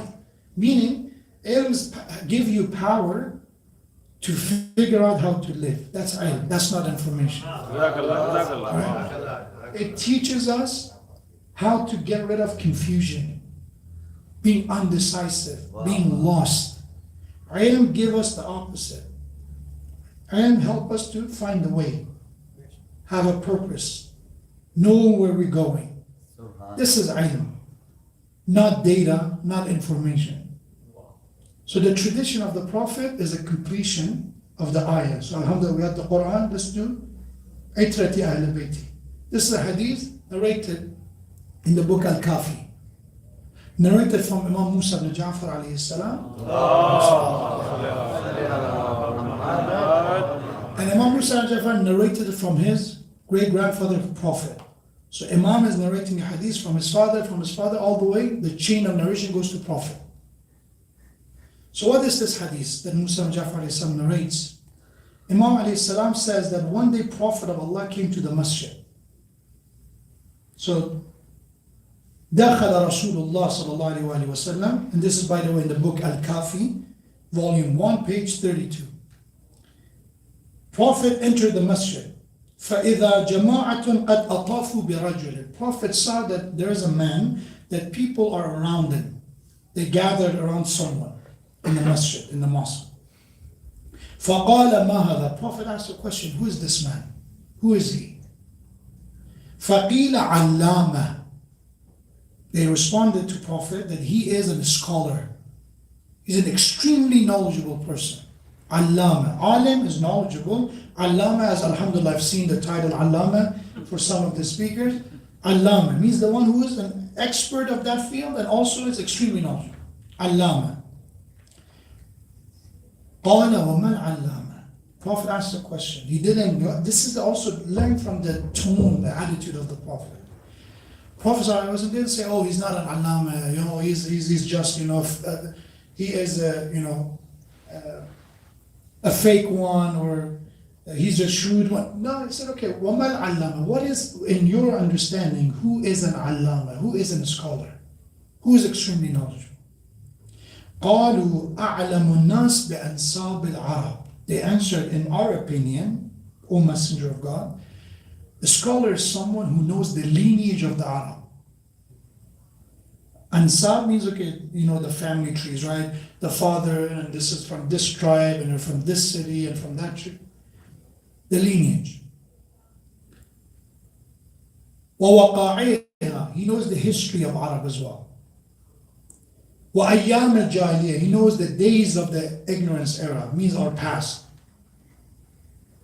وَبِالْأَشْعَارِ وَالْعَرَبِيَّةِ. He's very well knowledgeable about our literature, about our poetry, about language, Arabiya. This is someone called Allama. So someone who knows the lineage of Arab, He knows our history, what are we about, the things that is related to Arab and our culture, and knows our literature. فقال النبي صلى الله عليه وآله ذاك علم لا يضر من جهل ولا ينفع من علم. Prophet ﷺ said, this is a knowledge, but it's a type of knowledge that the one who doesn't have it didn't lose anything. And the one who has it did not gain any benefit from it. So in other words, having it or not having it is same. So it's a type of knowledge that is not practical. It's not a type of knowledge that is beneficial. ثم قال, he didn't just say, okay, this is bad, and that's it. No, he didn't. He introduces an alternative. Then Prophet said, إِنَّمَا الْعِلْمُ ثَلَاثَةً. He said, knowledge are three types. There are three types of knowledge. آيَةٌ مُحْكَمَةٌ. Either this knowledge is a solid proof, a solid sign. Number one, solid sign. Number two, فَرِيضَةٌ عَادِلَةٌ. Or this is either a moderate obligation, a moderate balanced obligation. And the third, أَوْ سُنَّةٌ قَائِمَةٌ. Or is a sunnah, is a tradition, is a practice that is still relevant, still being practiced. These are three types of knowledge. What are they about? These are, seems very, cryptic language. Solid sign and balance and moderate obligation. What are they? When you look at the commentary of it, said they are referring to different type of knowledge that we are familiar with. Ayatul Muhkama is regarding aqa'id, is belief. The solid sign is the knowledge about belief. Aqa'id. Meaning that if you believe in Allah, believe in ghaib and the unseen, believe in the Day of Judgment, this knowledge of aqa'id is ayatul muhkama. The second one, which is the balance obligation, is akhlaq.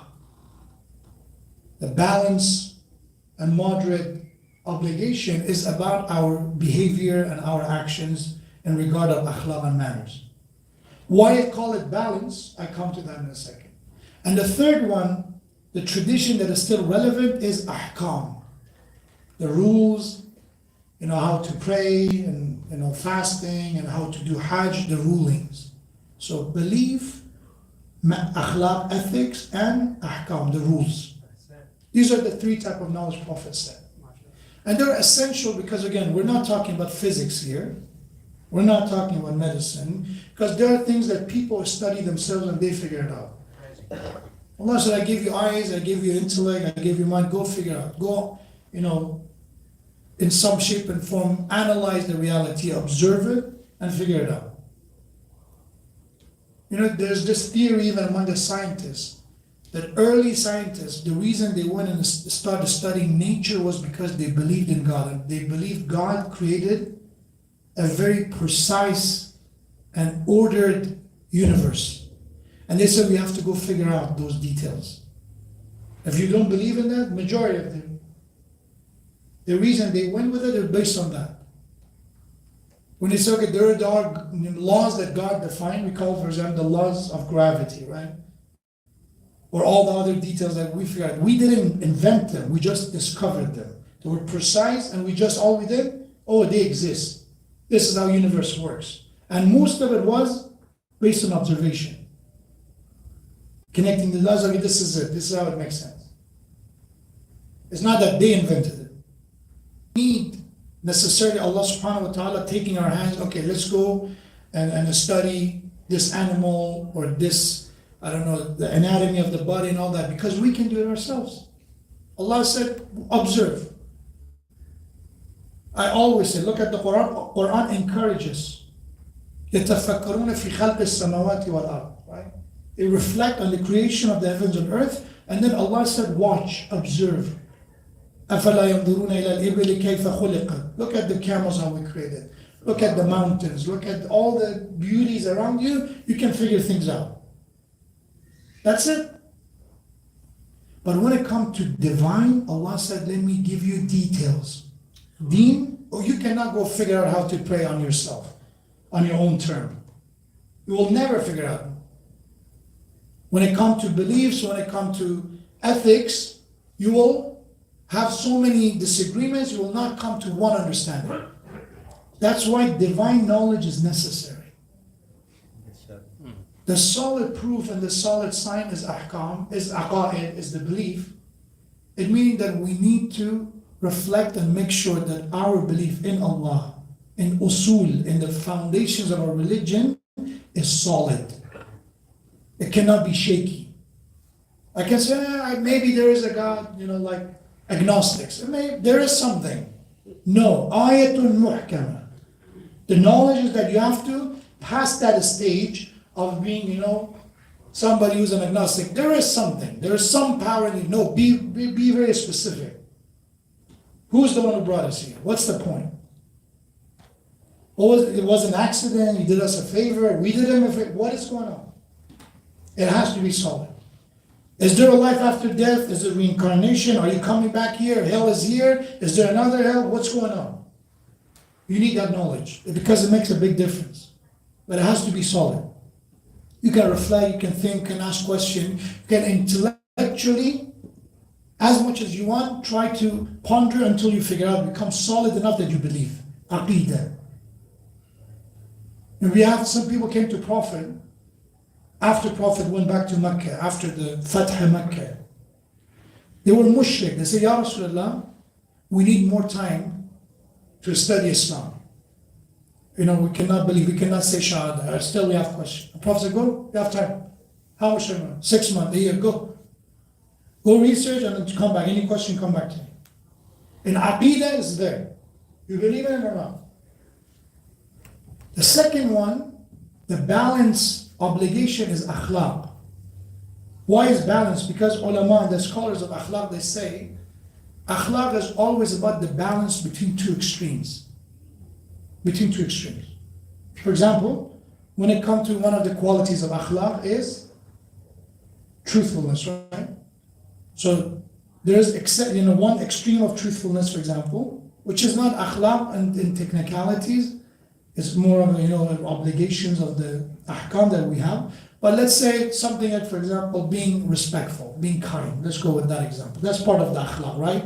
Rahim, be kind, be merciful. One extreme is that you are too kind. In a sense that you don't even protect your family. Somebody come and attack your family, a wild dog come at you, and so no, I'm kind, I'm not going to do anything. It's excessive. Or is the other extreme, right? I'm cruel, I have no sense of mercy. Anyone comes near me, I will tear you a new one because I don't want to talk to you. Akhlaq is the balance in the middle. If it's kindness. If there's any other quality, it's the balance in the middle that we're talking about. This is what akhlaq is about.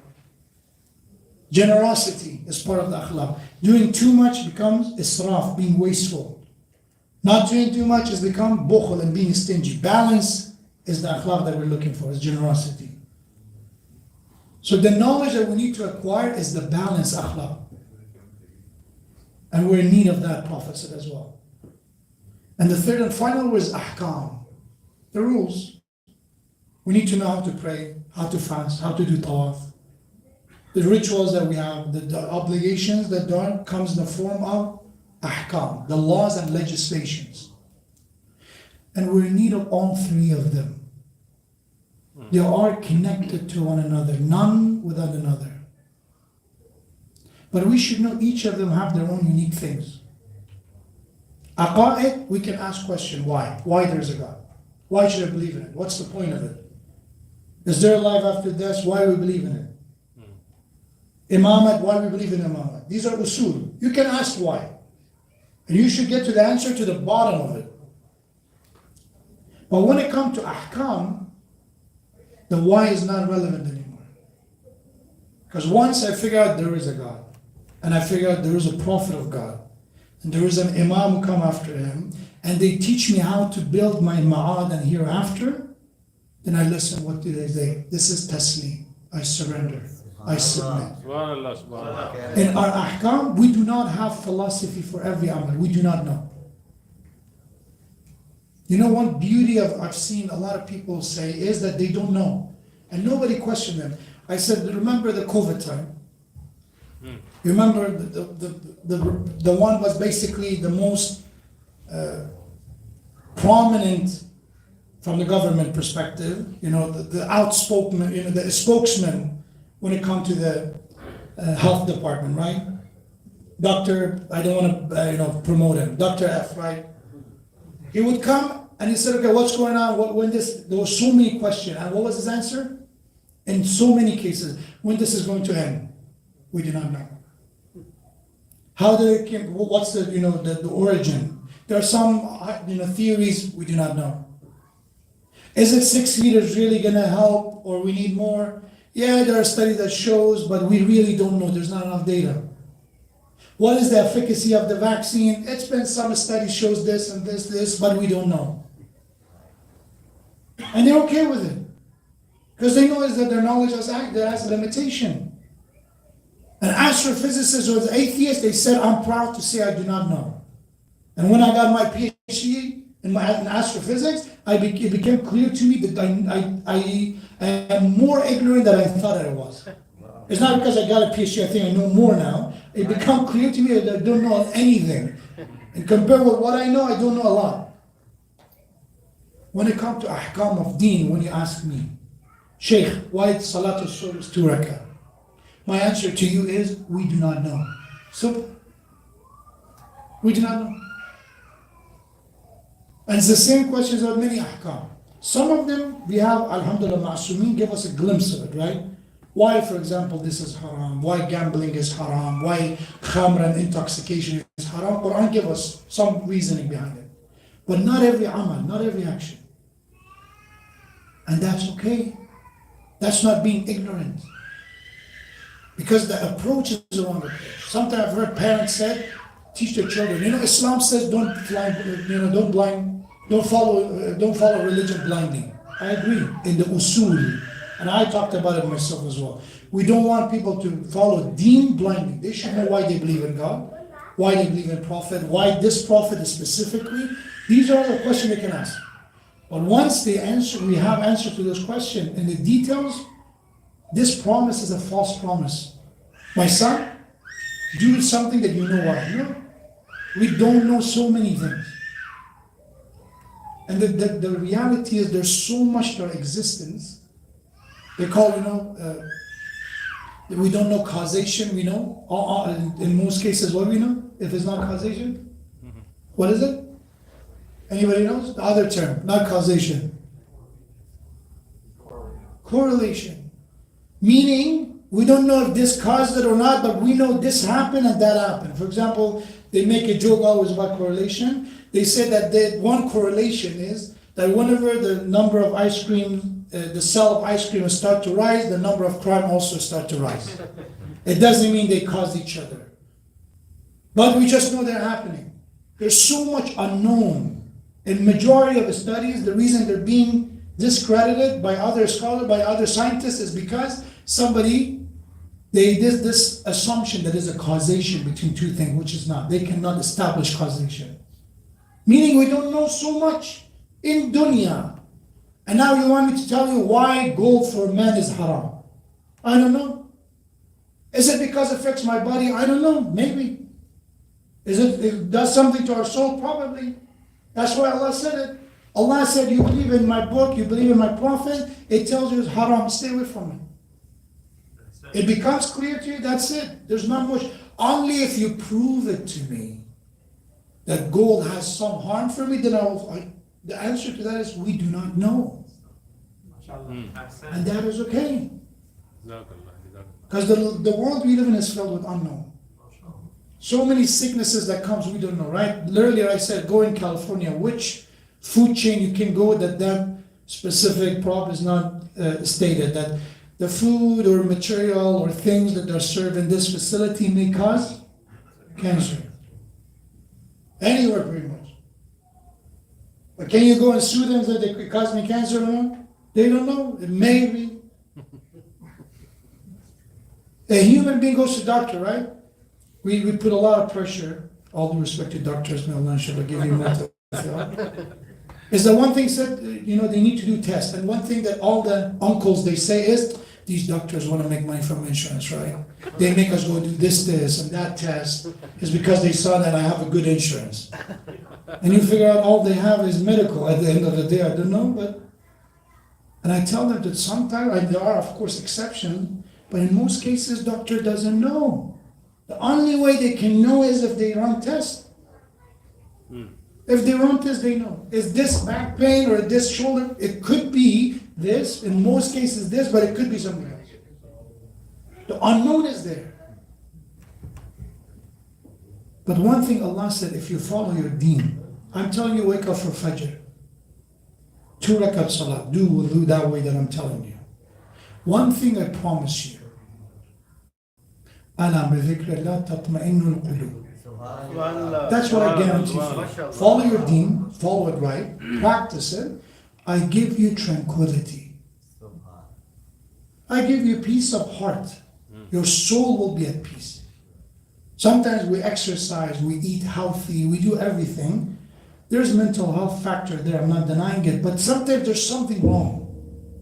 I have everything, but I feel something is lost. Something doesn't make sense. It's empty inside.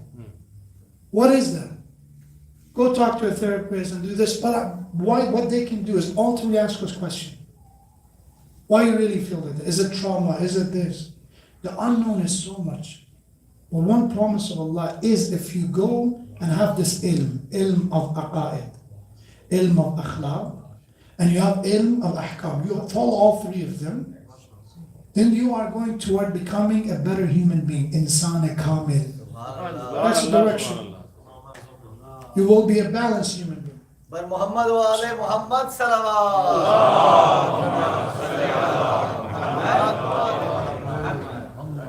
I think I broke my promise in a long time once. But inshallah, Allah accept it from all of us. Because I believe this is important. This hadith, I think it clarifies some misunderstanding of deen. Because a lot of people come and say, my son or my daughter says, tell me why we do this, if I know why I do it. And my answer to them is, my brother, some actions we don't know the philosophy. Why 7 tawaf around Hajj, we do not know. Allah knows. I've seen people try to make sense out of it, right?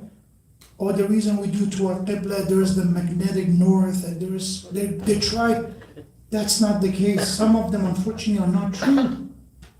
Some of them are made up. Some of them are good, but some of them are made up. And what they do worse. Because imagine you give that answer, it's like numbing their pain for a moment. They become older and they figure out this was a lie. I remember somebody sent me, mashallah, may Allah bless them, on WhatsApp, forward message on WhatsApp. And also, I'm so happy they limit the forward to, in some cases, to 20 people at a time. Somebody sent a message, so this, Sheikhna or Hajjah or Mulana, this person sent me this message that this astronaut, and they of course created a name for the astronaut. Do they exist in the NASA's Russia or not? That's a different story. They went to the space, and from the space station, they saw that the Mecca was glowing in a certain way. Yeah. And they were saying, oh, he became a Muslim as well, or she became a Muslim. And mashallah, I've heard a creativity which was a knockoff of that story, that they saw Bayn al-Haramain from there. And because they saw Bayn al-Haramain from up there, they become Shia. And when you actually look deep into it, they're not true, they're made up. They're made up, they're not true. The haqq and the truth of Ahlul Bayt doesn't need fake evidence. If somebody wants, Allah will give them the guidance, and they want the guidance, yahdi man yasha. The one who wants guidance will receive it. And our deen doesn't justify. So next time, when you see these scientific exploration when it comes to deen, please double check. Double check. Make sure it's true, it's reliable. May Allah inshallah give us the tawfiq to be on those who their iman and their aqidah is muhkam, is strong, is solid. is strong enough that give us that conviction that I need to practice this, because I believe in the core, I believe in the foundation. I believe Allah created me, not accident. I believe I'm going to Allah, inna lillahi wa inna ilayhi raji'un, so I need to be ready for that meeting. And the way to do it, Prophet and Imam tell me how to do it. If I got that right, then practicing deen become easy. Become easy, they told me. Subhanallah, subhanallah. And that is taslim. Taslim and submission to Allah subhanahu wa ta'ala, that has come from understanding, not blindly. Come from yaqeen and conviction. Ya Allah, by the honor of Imam of our time, hasten in reappearance of Imam of our time, Imam Sahib al-Asr wa Zaman. Ya Allah, help us to see the day that the mu'mineen and the leader of the mu'mineen, the Imam of our time, will be in charge and he will be the savior of humanity. Ya Allah, by the honor of Amir al-Mu'mineen, by the honor of Ahlul Bayt, give us the love and mahabbah of Ahlul Bayt that lead us towards Shia and following Ahlul Bayt alayhim as-salam. Ya Allah, all those marhumeen, all those mu'mineen and mu'minat who are not among us anymore, Ya Allah, bless their soul, grant them forgiveness and maghfirah. All those who have their hajat, their needs, their requests, Ya Allah, any haja, any demand, any request that is good for us, there is khair in it for this life or hereafter, Ya Allah, fulfill those hajat. Allahumma aghfir al-mu'mineen wal-mu'minat wal-muslimeen wal-muslimat al-ahya'i minhum wal-amwat tabi'in lahum baynana wa baynahum bil-khairat innaka mujib ad-da'awat. For the soul of all marhumin, for the shifa of all the mareed, please recite Surah Fatiha with the salawat ala Muhammadin wa ali Muhammad.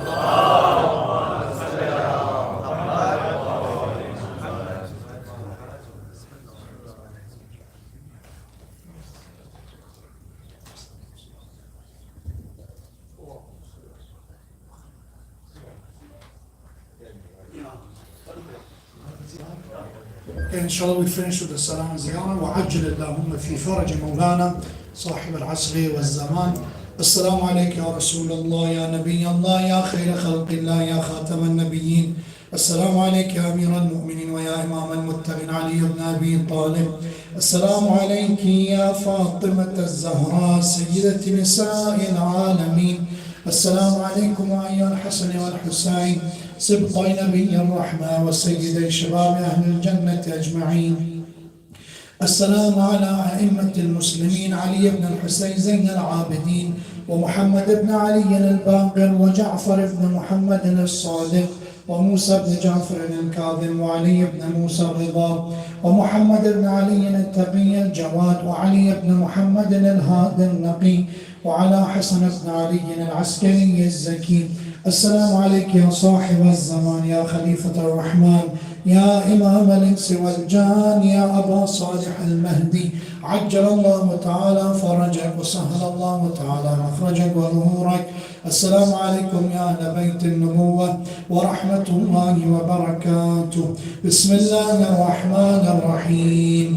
اللهم كن لوليك الحجة ابن الحسن صلواتك عليه وعلى آبائه في هذه الساعة وفي كل ساعة وليا وحافظا وقائدا وناصرا ودليلا وعينا حتى تسكنه أرضك طوعا وتمتعه فيها طويلا برحمتك يا أرحم الراحمين. وصلى الله على محمد وآله الطاهرين.